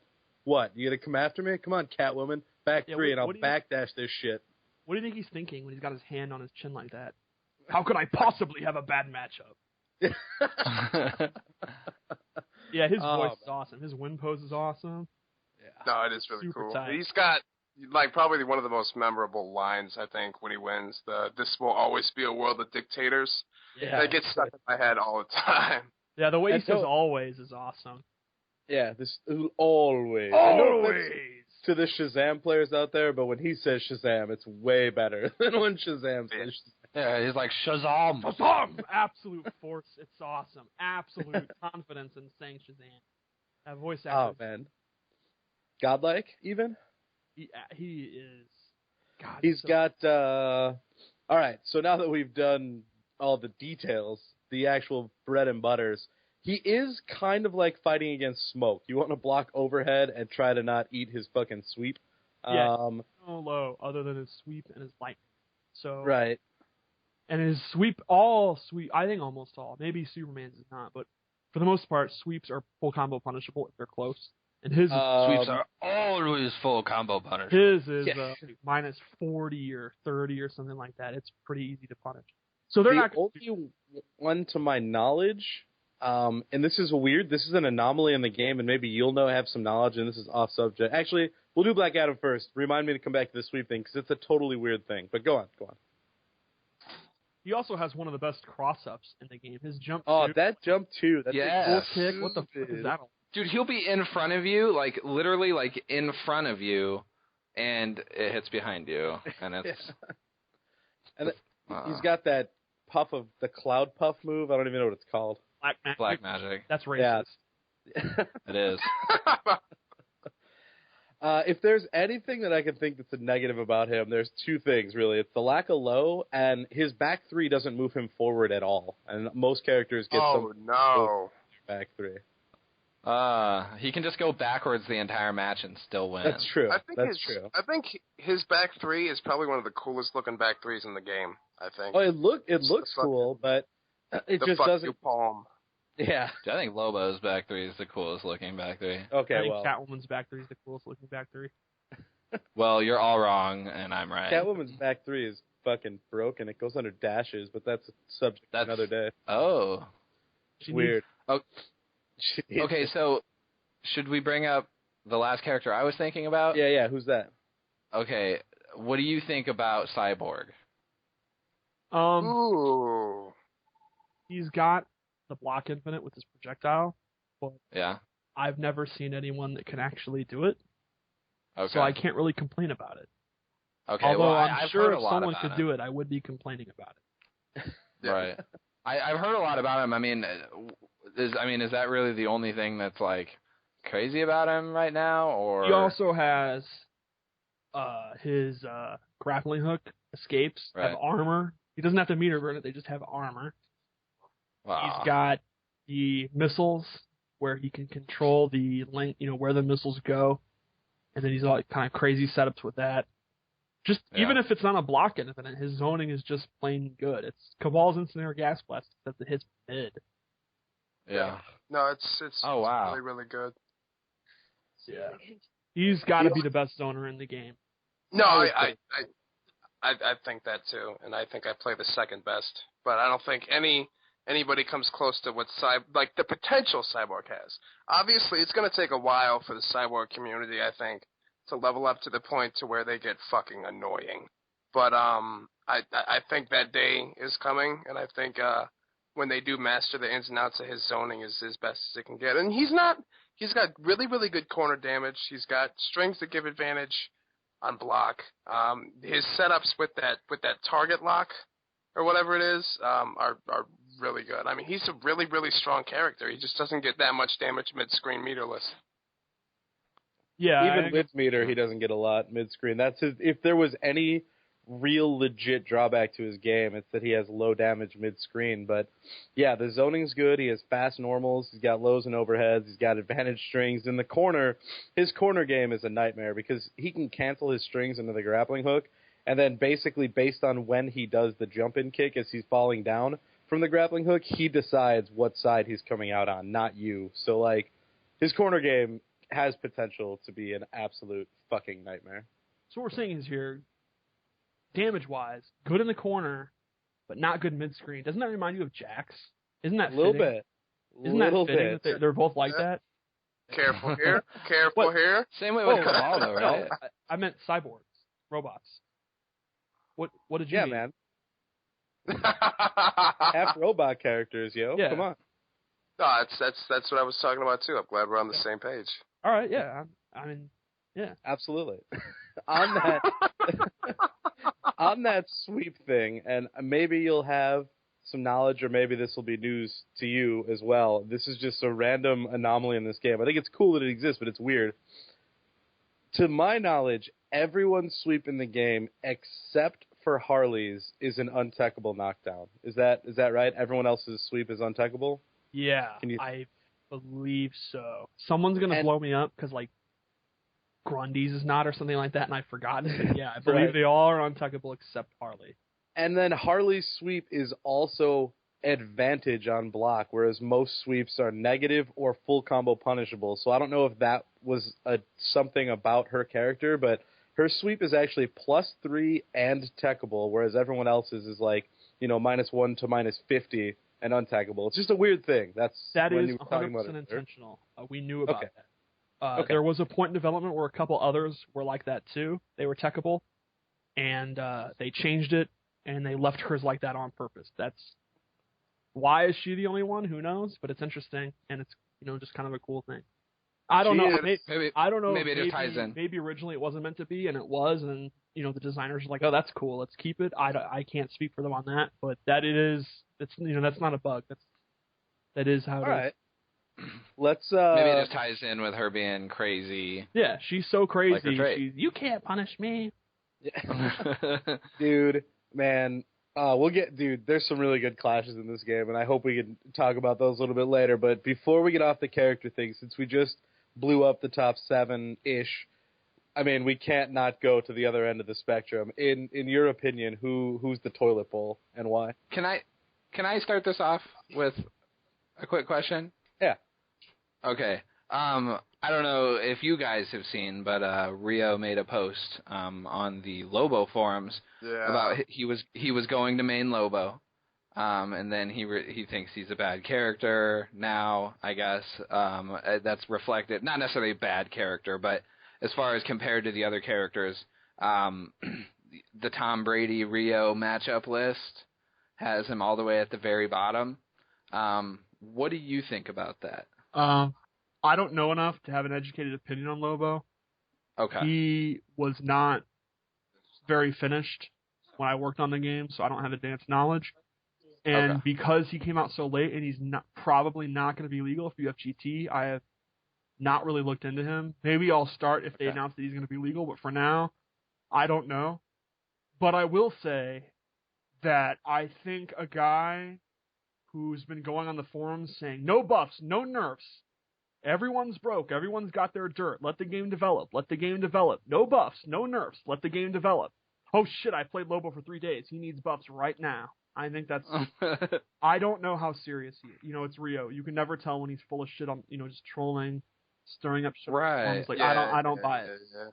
Either he's lost his mind or he's trolling. Either way, I think it's really lame to be, let the game develop, let the game develop, let the game develop. All of a sudden, holy shit, this guy needs buffs.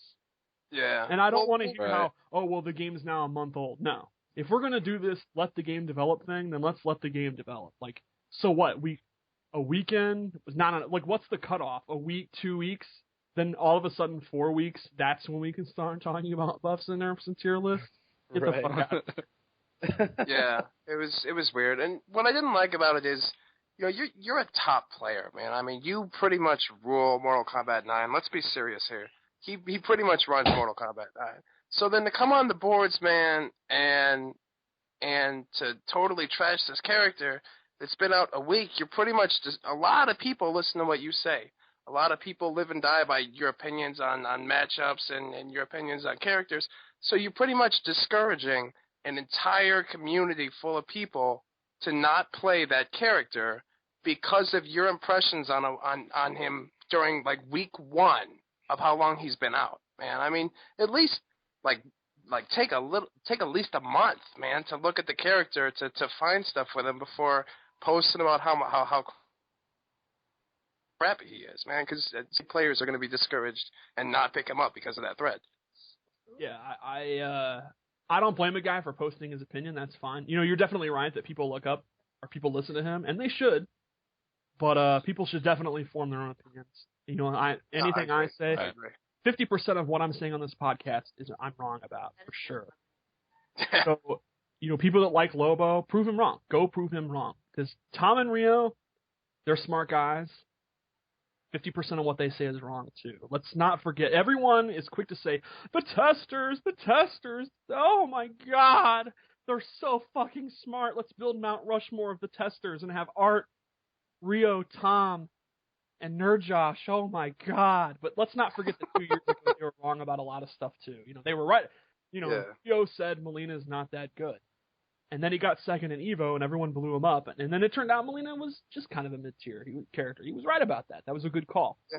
But they were also talking about how Nightwolf is absolutely godlike. Remember that? Nightwolf got armor on Barge, and they're like, holy shit! It's a natural delay, man. Natural delay of 4-3. We're all getting scalped now. Holy shit! Right. Zero was top. And there's a lot of stuff. I just thought it was weird that, him and Brady both were saying, when everyone was crying nerfs and buffs right off the bat, me being one of them, saying, you know, just like you said, let the game develop, and then now we have a tier list. I mean, why are we even attempting to try to put together a tier list? I mean, I definitely think that a discussion about which characters are better is valuable, but to post like, this is our first official tier list for right now, I mean, I don't know. I find the two messages contradictory. Yeah, Well, and tier lists.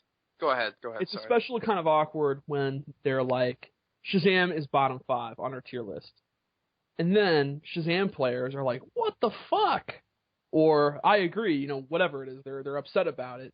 But then Tom's like, guys, stop saying Shazam's bad in the Shazam forums. And it's like, well, you just had him in your bottom 5, man. Yeah, that I didn't understand at all. I mean, all tier lists are opinion when it comes down to it. I mean, right. You know, but To be fair with those guys, it's entirely possible that M2 Dave was bored, was on Skype, asked them, and then posted that. I don't know how serious they take it. And I do think a month in, why not? If anything, the tier list shit's fun. Let's be serious. sure. We all do it. It's fun. No, we all do. We all do. It's fun. It's part of fighting games is being able to debate this kind of stuff. Right. It's gonna be fun to look back at what they were right about, what they were wrong about. It's fun to argue about it. It's fun to then you see their tier list and they have Killer Frost in the A tier instead of the S tier, and I'm like, oh man, she's broke. They just don't know it. Man, they're idiots. And then they have Harley at like bottom, and they're like, man, they're idiots. But then they have like Doomsday at the very top, and it's like, oh, that's awesome. And then the Doomsday players are like, no, he's not. Like, all the debate is fucking fun. Yeah. It's all No, it's really entertaining. That's why I'm glad we got a tier list up, man, because it's fun to debate. You know, you can't take it too seriously, especially this early in the game, but it's a lot of fun as a community to debate this.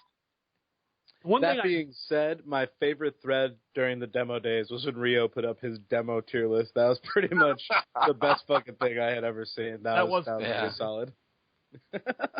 And has anyone noticed how history has repeated itself? Like, this is exactly Tom and Rio are up there doing the super early tier list. We've got Foxy's on the form. You know, Wonder Woman, you all don't know what you're in for. My Wonder Woman's far above everyone else. If I came to Evo, I'd blow your buddy backs out. Y'all are lucky I'm not there to blow your backs out. You just don't know how good Wonder Woman is. Like, it's exactly the same. Nothing's that's true. Yeah. It's awesome. Dave is in there ranting and raving constantly. Yeah. Dave is like absolutely like about to fucking just go nuts over Deathstroke zoning. Like this, he must be so happy. Yeah, he probably hasn't slept since the game came out. I guarantee Dave actually has not been trolling as much as he usually has. I mean, he posted a super useful guide, I dare say, about how to get around Deathstroke's guns and shit. I mean, he's been contributing quite a bit. We were exchanging some tech ideas about Deathstroke, but yeah, it's good to see Dave posted again and getting excited about the game. But let's be serious here. Are maining the same characters. How is that possible? Dude, let's be serious here, though. Dave probably goes into training mode, and the first half hour, he probably doesn't actually train. He probably just shoots low guns and just laughs to himself the entire time. Probably just does that and just giggles maniacally as he's shooting low guns over and over and over again. And every so often repeating to himself, "Fuck Tommy Waffles." Yeah. Where's your shake now, bitch? So now that we just blew up the fact that people are putting up tier lists, but for the conversation point, in your esteemed opinion, who is the toilet bowl of this game currently, in your opinion? Well, I would say I feel that Hawkgirl is pretty bad. Now, apparently, the Hawkgirl community thinks she's good, and I don't know. I haven't been following. Vagrant is free to Hawkgirl, for the record. Vagrant very free to Hawkgirl. So maybe I don't know what those guys have found that I didn't. Like, I played as Hawkgirl in development a lot. I think she's really, really cool, and I wanted to play as her, but I just had no success with her. So maybe the Hawkgirl players have figured shit out that I didn't think of, and if that's the case, that's tight. And if I get bodied by Hawkgirl at UFGT, that'll be fucking awesome. But in my opinion, I don't get it. I think Shazam probably has a lot of problems. And Man, Bane Yeah. probably has a lot of problems. Which sucks because, dude, that's a character, man. We can talk about Bane for a second. Like, my God, when his trait is amped up, like, some of the shit that he is free to do would make you think that he's the best character in the game. But then when his trait is down, like, Jesus, it's such a fucking contrast. He's so free to anybody at that point. It's so weird. Don't get me wrong, I think it's a really cool character design. I just think, I agree with you, he might be in trouble. No, I think Deathstroke Bane is one of the biggest mismatches in the entire game. It's really bad. He can get zoned out pretty easy, and then when he has level 3 active, yeah, he can go through projectiles, but it's not like he can just do whatever he wants. I mean, it's still rough for him, man. It's hard to say, though. Even these characters that we're listing as bad, Hawkgirl probably has several really obnoxious winning matchups. If people can't deal with Flight, she probably... It is weird to deal with. That was one of my things as, Ares. I can, my axe, I can throw full screen, and it has a pretty high hitbox on it. So sometimes I can hit her out of the air with that. But, it's hard to catch up to her. I mean, she's very flighty and very quick, it seems like, when she's in the air. So it's hard to get to her sometimes, depending on what, your character is. Anyone else that stands out to you as, in your opinion, someone that just might have some issues? I'm not sure about Lex Luthor. He's a big mystery to me. What do you think about Sinestro? Yeah. Sinestro is another big mystery to me. He probably is not very good without trait, and then is pretty good with trait. So call it a wash, I guess. Making him decent, maybe. I'm not sure, though. Interesting. There's a lot. I don't want to call a character out for being bad when I don't know what the hell I'm talking about. Oh yeah, no. Right. I'm not saying fucking. No, I'm gonna go fucking put this on a billboard. This is 16-bit. This is now, yes. This is now, but yeah. It's just conversation. Yeah, I think Joker probably is interesting. Joker probably has some really good matchups, and I would imagine like something like Aquaman is probably absolutely atrocious. Yeah, that sounds accurate. Yeah, that's fair. Dude, I've played. I don't want to talk like I'm a fucking Joker savant or anything, but I have played him more than most characters. Anyone that has the ability to reliably anti-air Joker, it feels like it's always a 3-7 if he can't jump at you. It's so bad. So yeah, you can't jump at him, man. Or Green Lantern, which is a character we haven't even talked about yet. Very solid character. Very solid character. Yeah, Green Lantern's super good. Maybe a little bit downplayed. Maybe. Green Lantern might be the answer for Aquaman, because this is getting a little deeper than just generic conversation. This is actually, character by character strat. But Aquaman, as we discussed with his trait, if you start your combos by doing 4 hits on the ground like Catwoman does, you're not going to be able to combo Aquaman because he activates his trait and he blocks. Lantern can just lift you as a punish immediately. So the trait is almost null and void. It could be interesting. Is it worth talking about that Lift is the best anti-air in the entire game? Yeah, it probably is. Yeah. I mean, good. You should never be able to jump in on Green Lantern, I think. Unless it's after a knockdown. It's a good character. He's good. But again, see, now this is... Okay, hold on. I'm curious what you think about this, Steve. So, as this game develops, right, we'll take a look at something like Green Lantern's, probably his most common string, which is the low starter, the back one, whether it's to the launcher or the overhead. Now, there's gaps in both of those strings, right? Right. I know it's a bigger one on the overhead, but technically there's a gap in the launcher, too. As the game develops, are people going to be able to backdash that on reaction and essentially make that string not useful on block and it'll only be a punisher? Do you think the game will develop to that point, or is there so much other shit going on that that's never going to be the case? I think in certain situations, when you know it's coming, absolutely, people will get to that level. A long time from now. When he's just kind of doing it in footsies and mixing it up, probably not. But that'll definitely be a problem for Green Lantern players in the future. Killer Frost can parry back 1-3, and I practice it sometimes, and I'm definitely not a master of it, but that's definitely going to be viable. And backdashing seems even harder than that. So that'll take a while, but the really top guys, for sure. A lot of that shit, the game will definitely change. Punishing sweeps is another thing people will get really good at. Yeah, for sure, that'll be a problem. But he's still going to be really good. I mean, he's still going to have, even if you're sitting there and looking to parry it, it means he gets in. It means you're not playing the game, or not parry it, backdash. If you're sitting there focused on backdashing that, you're not playing the game. He gets to do whatever he wants. He still has a safe overhead when he's in point-blank range, at least. He still has machine gun.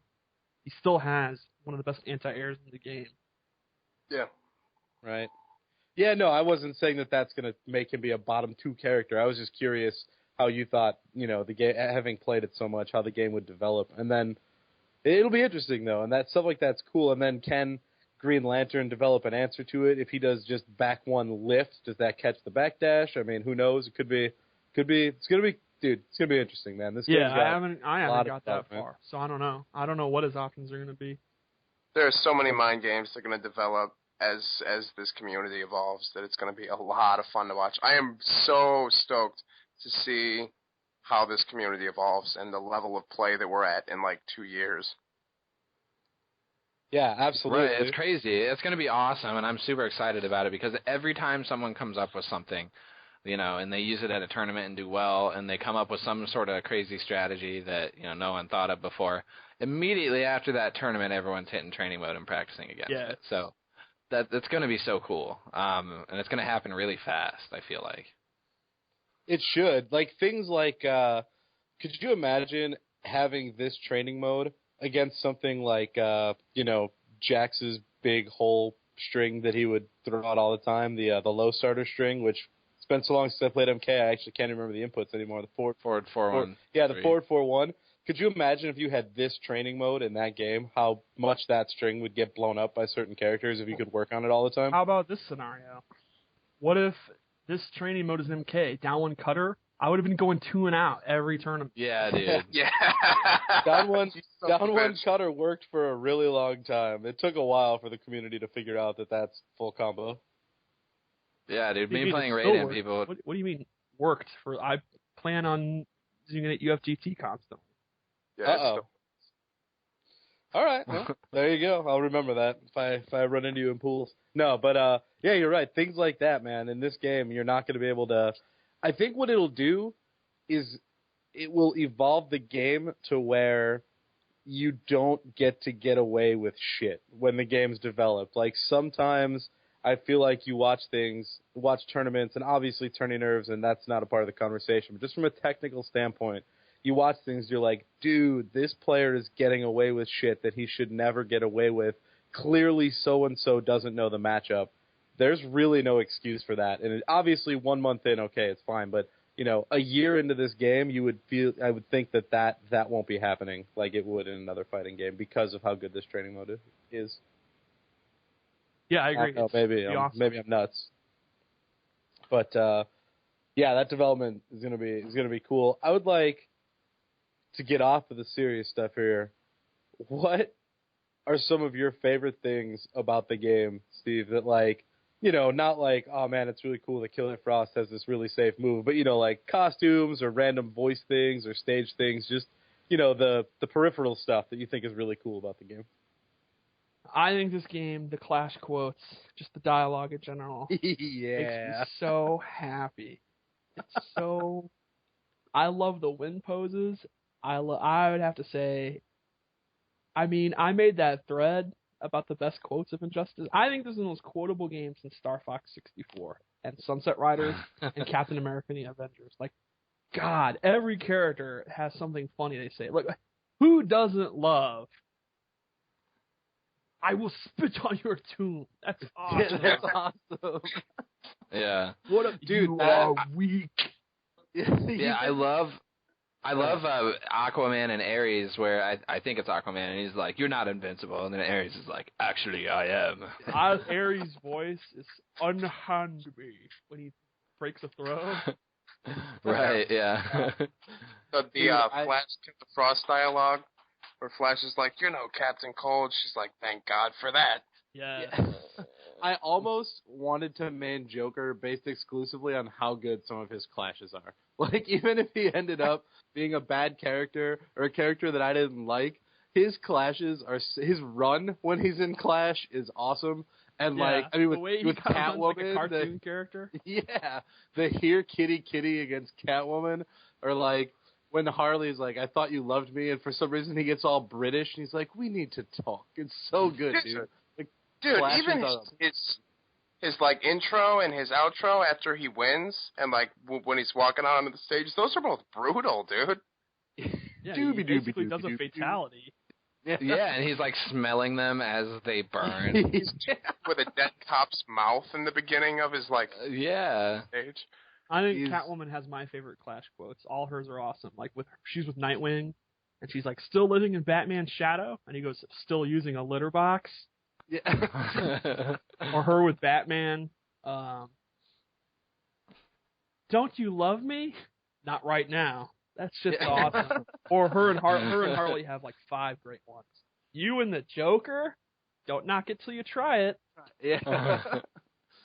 I like, actually, for Catwoman, I think my favorite thing is her round win when she's like, perfect. That's pretty good. My favorite thing with Catwoman, she has 2 great things. When you do EX Cat Dash to another girl, I love your shoes. That's fucking awesome. Yeah, or when she goes, bitch!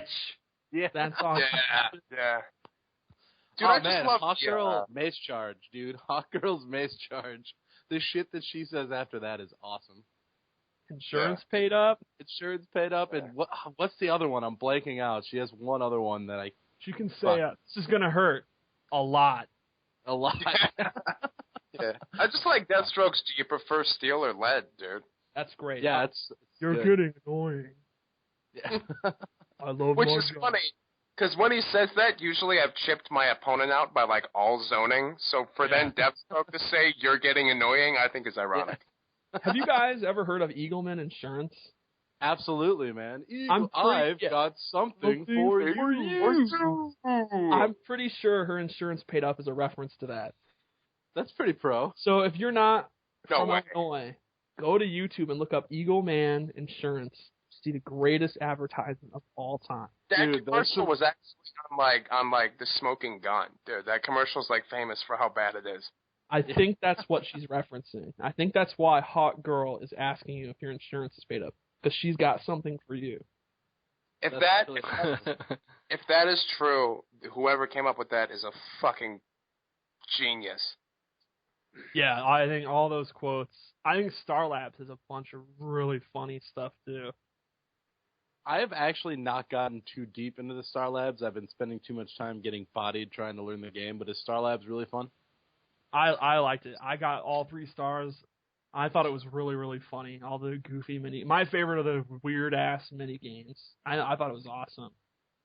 Yeah, dude, Isis the Cat is, I mean, we're talking about Superman being overpowered, man. Isis the Cat is crazy good. She's absolutely ridiculous. The diversity in her moveset is ridiculous. I know. She's got meow, meow, meow, and then meow. That's fucked up. Dude, I can't believe we haven't even touched on this yet, and it's probably because it's second thought to everybody, but, like, because, storyline, fighting game, LOL, but, like, the story's really good in this game. I just want to prop whoever fucking, like, the writers. For a fighting game, like, I thought the story was really cool. I got into it, for sure.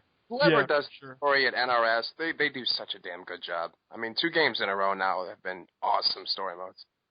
Yeah, and it's too late now to say I have to give a spoiler alert, so I'm just going to talk about the story. When Superman, like when evil Superman, like just burned out Shazam's brain, I was like, damn, that was crazy. Yeah, I really like how he's almost kind of sympathetic, especially if you read the comic. He's super sympathetic in the comic. I agree with him so far. It's like, damn, he's right about everything. Man.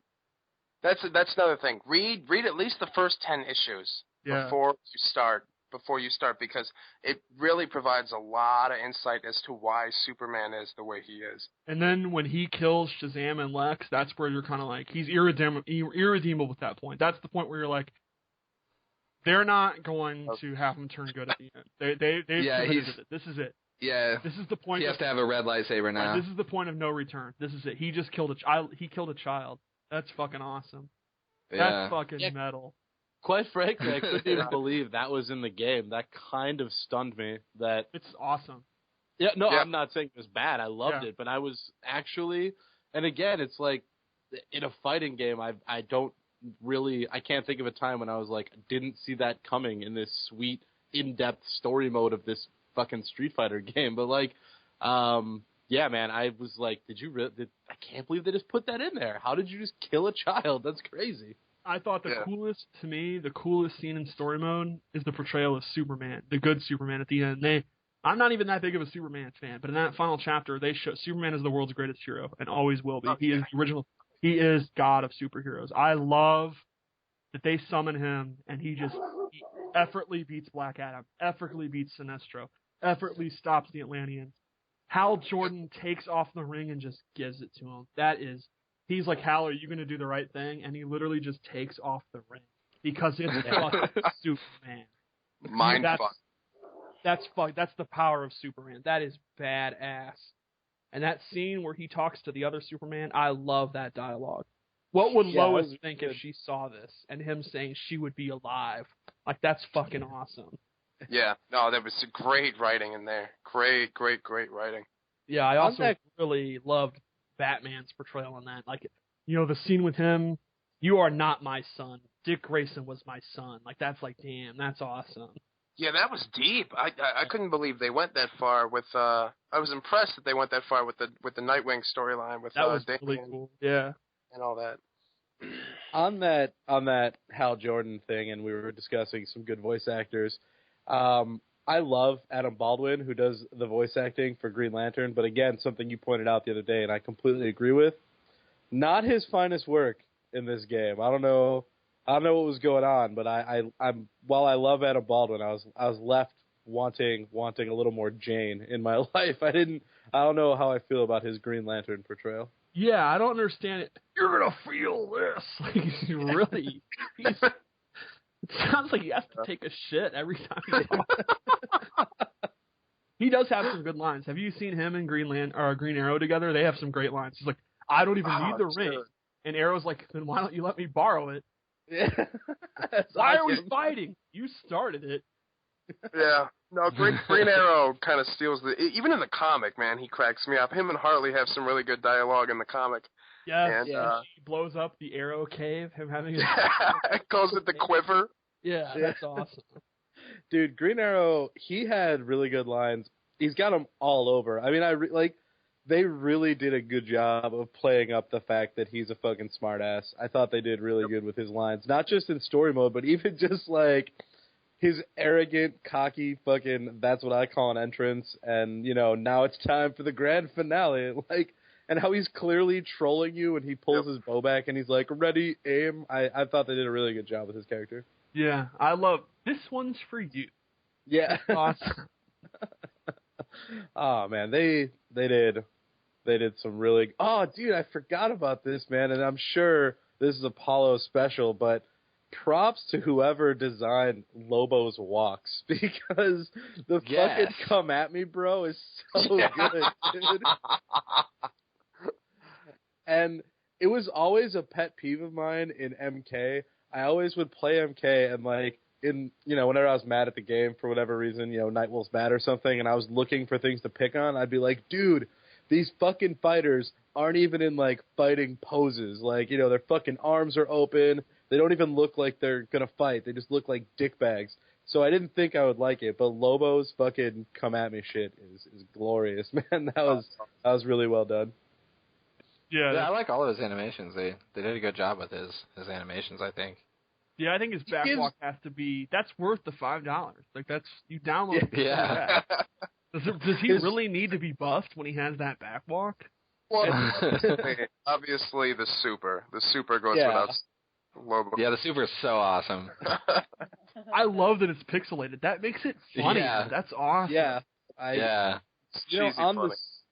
On the supers aspect, and we'll just run around roundtable style. I guess start with you, Steve. What are some of your favorite supers in the game? Not obviously for usefulness, whatever. Just puffy stuff for the animations and shit. Superman's to me is the first one I saw, and is still the greatest. Absolutely, absolutely brilliant. Punching them into space, the sound effects are awesome. The sound when they're in space, how it's kind of sort of muted, is awesome. I'd say number 2 would have to be The Flash. Again, The Flash was one I remember the first time I saw it. You know, when I first started working on the game, just thinking, holy shit, what the? I mean, my God, I can't believe they did that. That's the kind of thing where 20 years ago, if you would say, man, the guys that made Mortal Kombat, they're going to make a DC Comics game, and you describe that, and you'd be like, how would they do that? What would it be like, still pictures or something? Yeah. I would say Aquaman is absolutely hilarious. Absolutely hilarious. I think one of the Ares is cool. Ares is very good. Ares is awesome. Hawkgirls is one that I think is underrated. At first I didn't like it. I thought it was too simple. Then I grew to appreciate how simple it is. I kind of like how she just fucking hits you in the face.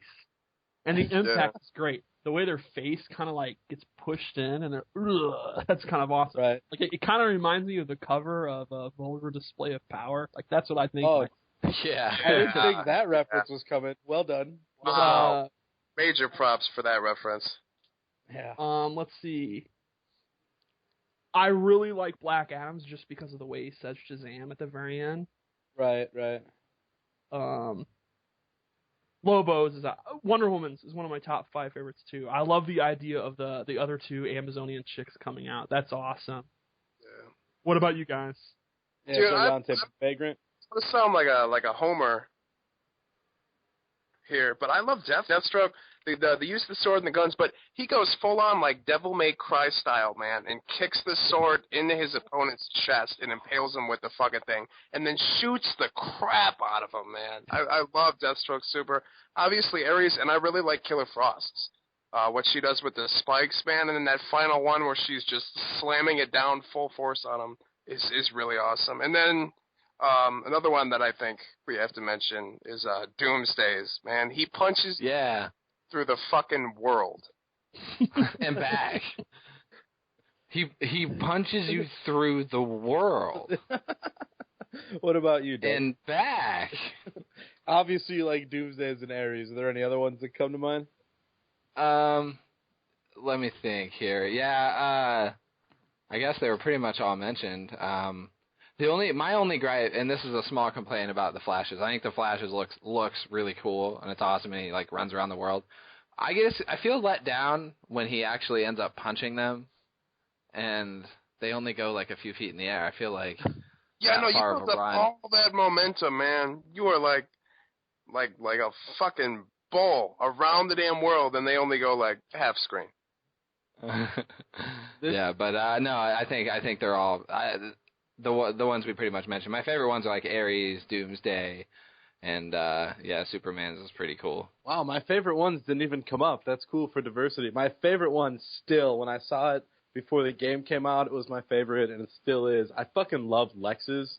And I don't know if this is because... Here's the thing. This is totally random and a personal thing, so this won't resonate with anyone else, but if you guys have ever played Mass Effect... oh, yeah. I love Mass Effect. Okay, so you can... Yeah, so first of all, when Lex gets out of the suit, his armor looks like N7 armor, like his clothes that he's wearing, so he looks like the N7 Mass Effect armor, and when I customized my character, it looked exactly like Lex. So as far as I'm concerned, Lex looks like my Mass Effect character, and then he summons a fucking laser from outer space to fucking throw on your head. That's fucking cool. Yeah, Dragon Ball Z style. And on top of it, the pure ridiculousness of like, oh, by the way, I also punched you twice before I did this. Like, what's the point of that? You're going to summon a satellite laser, but you're also going to throw a couple jabs in. He's going to knock him out for a minute. Yeah, stun him so you can make the call. And then I also really dig Green Lanterns. I just thought it was cool, like the random shit that he throws at people. That one's really good. And then, dude, Ravens, man. Ravens is fucking awesome. I hate her super. That's some coward shit. And you hate it because you fucking eat it. That's why you hate it. Don't be mad. Yeah, probably. Because fucking Kyle has hit me with it so many goddamn times. Shout out to Pim Jim. Fucking, I don't like it because she's not doing any of the work. She's literally calling Daddy to come kick your ass. Well, but that's the point of her, man. She has that power. Yeah, and look at her entire moveset. I mean, not only from a generic fighting game of she's a zoner, which is clearly I don't get my hands dirty, but like everything that she does is lifting you with, telekinetic fucking powers. I don't know the comics, so I might be offending people by saying she's telekinetic, but you know what I'm getting at there. I'm offended. There you go. I offended you. But that's her thing. She just does what she fucking does. But overall, they're all really good. The only supers that I think I might like, Bane's doesn't really knock my socks off. Whoa, you don't like... No. I do not like Macho Man Randy Bane. That's not doing it for me. Moment of silence. I don't like green arrows either. It's just kind of like... I like green arrows because it's a fucking reset for 50% damage. Fuck that goddamn super. Oh yeah, you ate that right before the show. Forgot. Well done. I can't think of anyone else's. You know what? Batman's is a smoke bomb. Can we talk about how Batman is smoke? Like, what was going on there? The smoke bomb. He says stay down. Yeah, what's that about? And Batman is a ninja. That's true. Yeah, he is. Man, Batman's like one of the original ninjas, man. And he's got Scorpion get down here. So there you go. Yeah, no, go ahead. Hey, Mass Effect. Hold on. I love that Hawkgirl and Killer Frost is Jennifer Hale. FemShep. When I first heard Hawkgirl talk, I was like, oh my god, it's FemShep. That's fucking awesome. It is FemShep for sure. She uses the same, like, that's literally her female shepherd voice. It's awesome. Yeah, dude, the FemShep thing that's awesome. I'm glad that there's other people that are Mass Effect fans. I love Mass Effect. Dude, those games. Huge Mass Effect fan. But yeah, so shit. I mean, I guess I don't want to go all Jerry Springer closing thoughts here, but I mean, or final thoughts or closing arguments or the fuck he says. But yeah, I'd like to ask a final question of Steve before we go. Yeah, absolutely. Okay, how do you, should have thought this out a little more. What is your opinion of how all of the other fighting game communities, along with the Mortal Kombat 9 community, is accepting Injustice? And I kind of asked this because I remember before the game came out, there was this big, the Capcom guys versus the MK guys, the Filipino champ calling the MK community out, and there was some like fighting back. I don't really hear anything about that anymore. And how do you see the other communities attaching onto this, and how do you think the scene is going to grow in the future? Well, so far, it looks like tournaments are going to be huge. East Coast Throwdown, I think, has over 100 people. That Vindication tournament had over 100 people. I'm hearing huge numbers for UFGT. Like, the rumor I heard is something we haven't seen in MK since 2011, which would be awesome. Holy shit. So it sounds like everybody's playing the game. But the top guys, with a couple exceptions, it's MK guys. And yep. The thing about the Capcom guys is if they're not going to play it seriously, they're not going to beat us. Guys like Rio will dedicate his life to playing this game, and he's not going to lose to Justin Wong's demo Batman. And Chris G... obviously Chris G wants to focus on Marvel, which is fine. And Chris G is not going to be beating...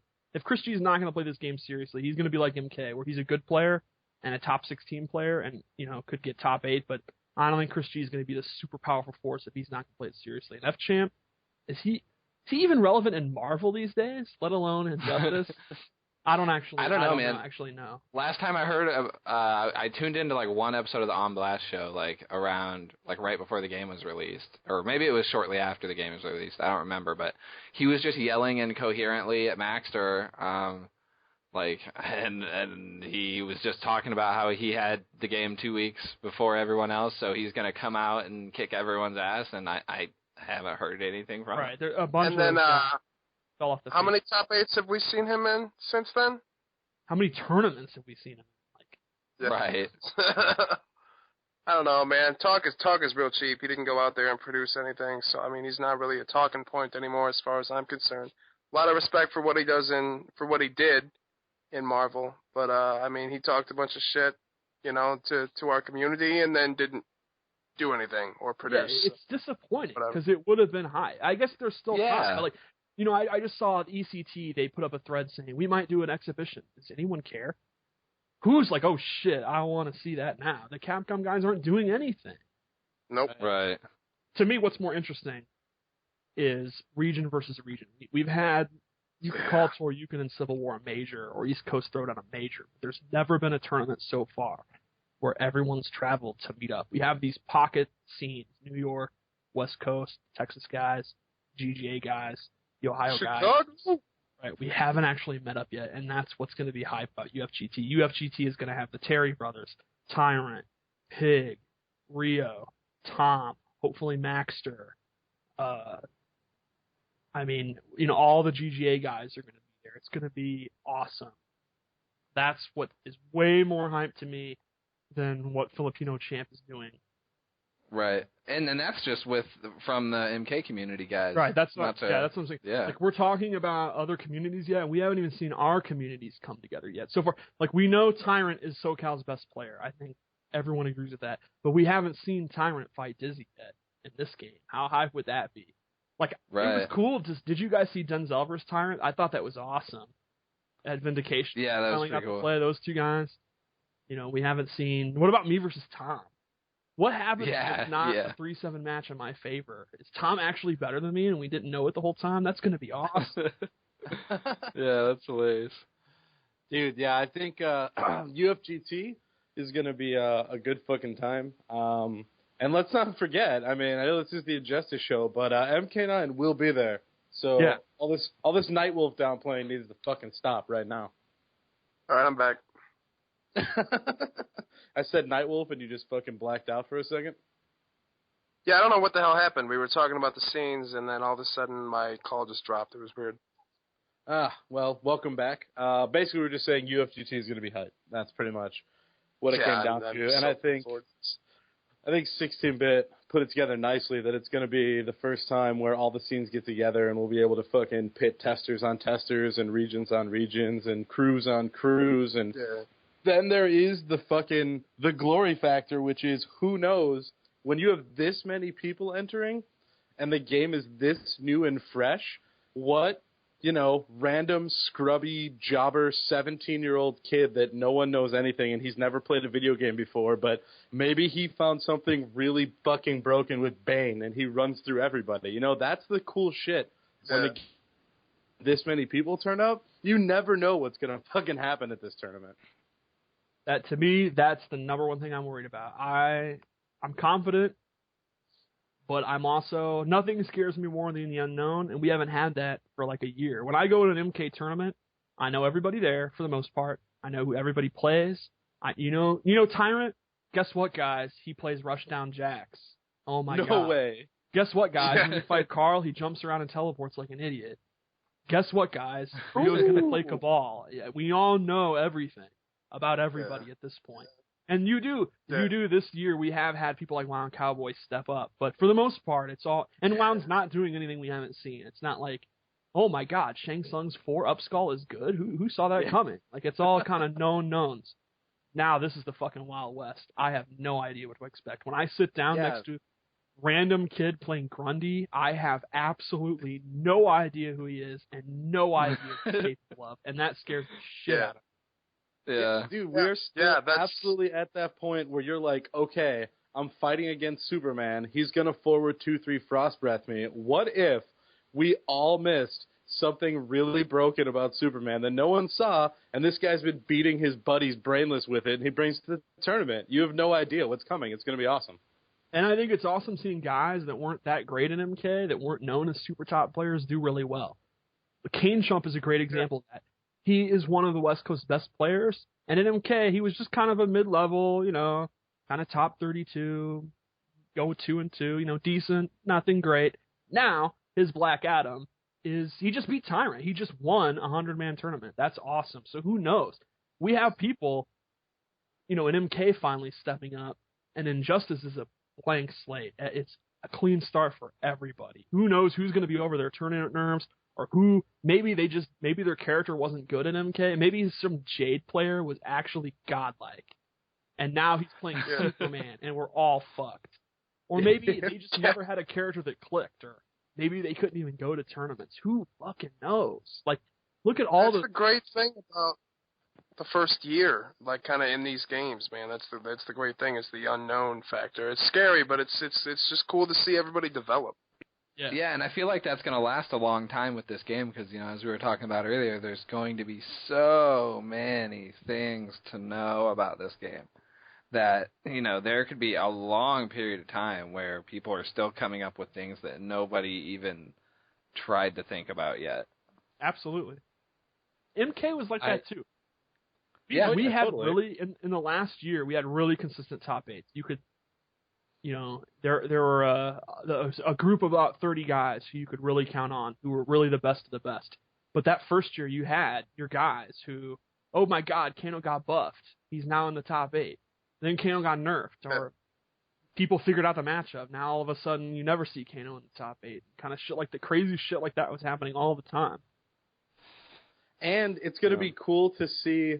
It'll be cool to revisit this in a year. We should probably schedule a show up to talk about the tech again. And this is just one example, but I mean, like, early Jax, down 4 gotcha until the fucking cows came home. Now that shit gets thrown out like once every 4 fights. It'll be cool to see what, to remember everything that happens at this tournament and then go back and watch it a year from now and be like, wow, we were falling for that, or wow, that was working. It's going to be, dude, I'm stoked, man. UFGT is going to be awesome.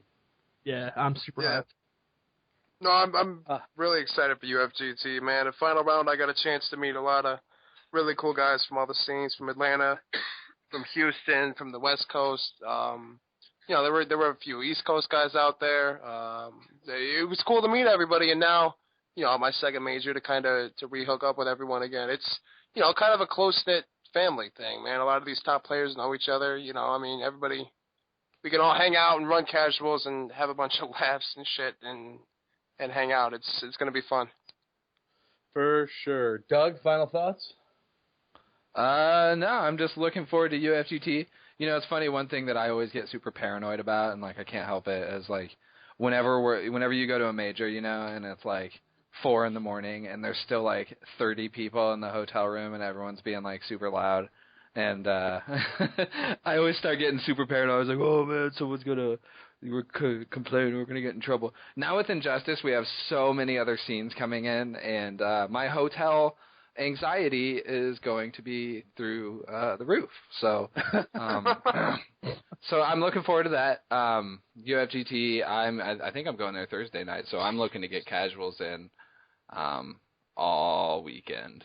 And I was having a little bit of issues trying to figure out how I was going to balance practicing MK9 and Injustice, but luckily for me, I actually found a couple people in Peoria that play Mortal Kombat now, just when Injustice comes out, so that was perfect timing. Nice. But as far as the show goes and what we talked about today, I'm super stoked just because I like figuring stuff out, and there is a lot of stuff to figure out about this game. And I'm looking forward to exploring that in the future. So I have so much to work with, and I have a training mode that kicks ass. I highly approve of this game. Steve, man, first of all, fucking thanks for spending a couple hours with us, man. I can't say that enough. Really appreciate it. Yeah, thank you, man. Yeah, anytime. It's fun. Dropping the knowledge and dealing with all our BS. Any last thoughts before we fucking sink this ship for the night? Yeah, I'll give a shout out to Chicago. It's May, so that's 1 year since I moved here, quit my job and moved in here, and it's been absolutely amazing. Huge shout out to the team, Doc, who owns the arcade, and all the guys on the teams who have definitely become my best friends. Huge shout outs to you guys. You guys that come and support us and play with us all the time. Huge shout outs to the guys like Slips that I talk to all the time. The biggest shout out of all, of course, is Dizzy, my roommate, who convinced me to move here and is easily my best friend and couldn't ask for a better training partner. the fact that he is able to put up with my emo-ness and all that shit, and I don't know how he does that. That's probably more amazing than his MK skill.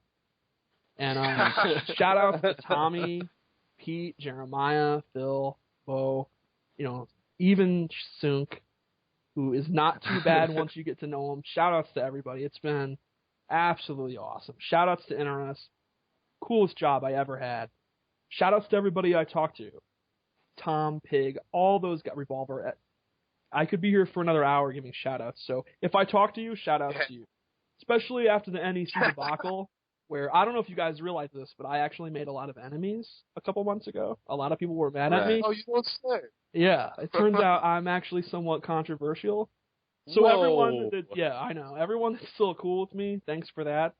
Everyone that hates me, I don't hold that, I guess. I don't know. So shout outs to everybody. Everybody's awesome. This community is awesome.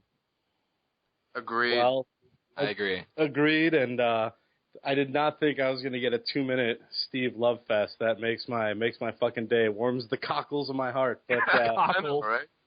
Or just, never mind. My apologies to all the fans out there. I know people have been blowing me up. I'm sure Doug and John, too, that we've been so late on getting another episode of the 5-5 show out. But with Injustice coming out and trying to learn everything, it's been rough. But we're going to be back in the rotation here. We'll get back up on your regularly scheduled program. Thanks for bearing with us. And we will catch you all next time for Vagrant and Chaosphere. Special thanks to GGA 16-bit. I'm ImNewbieSauce. Do svidania.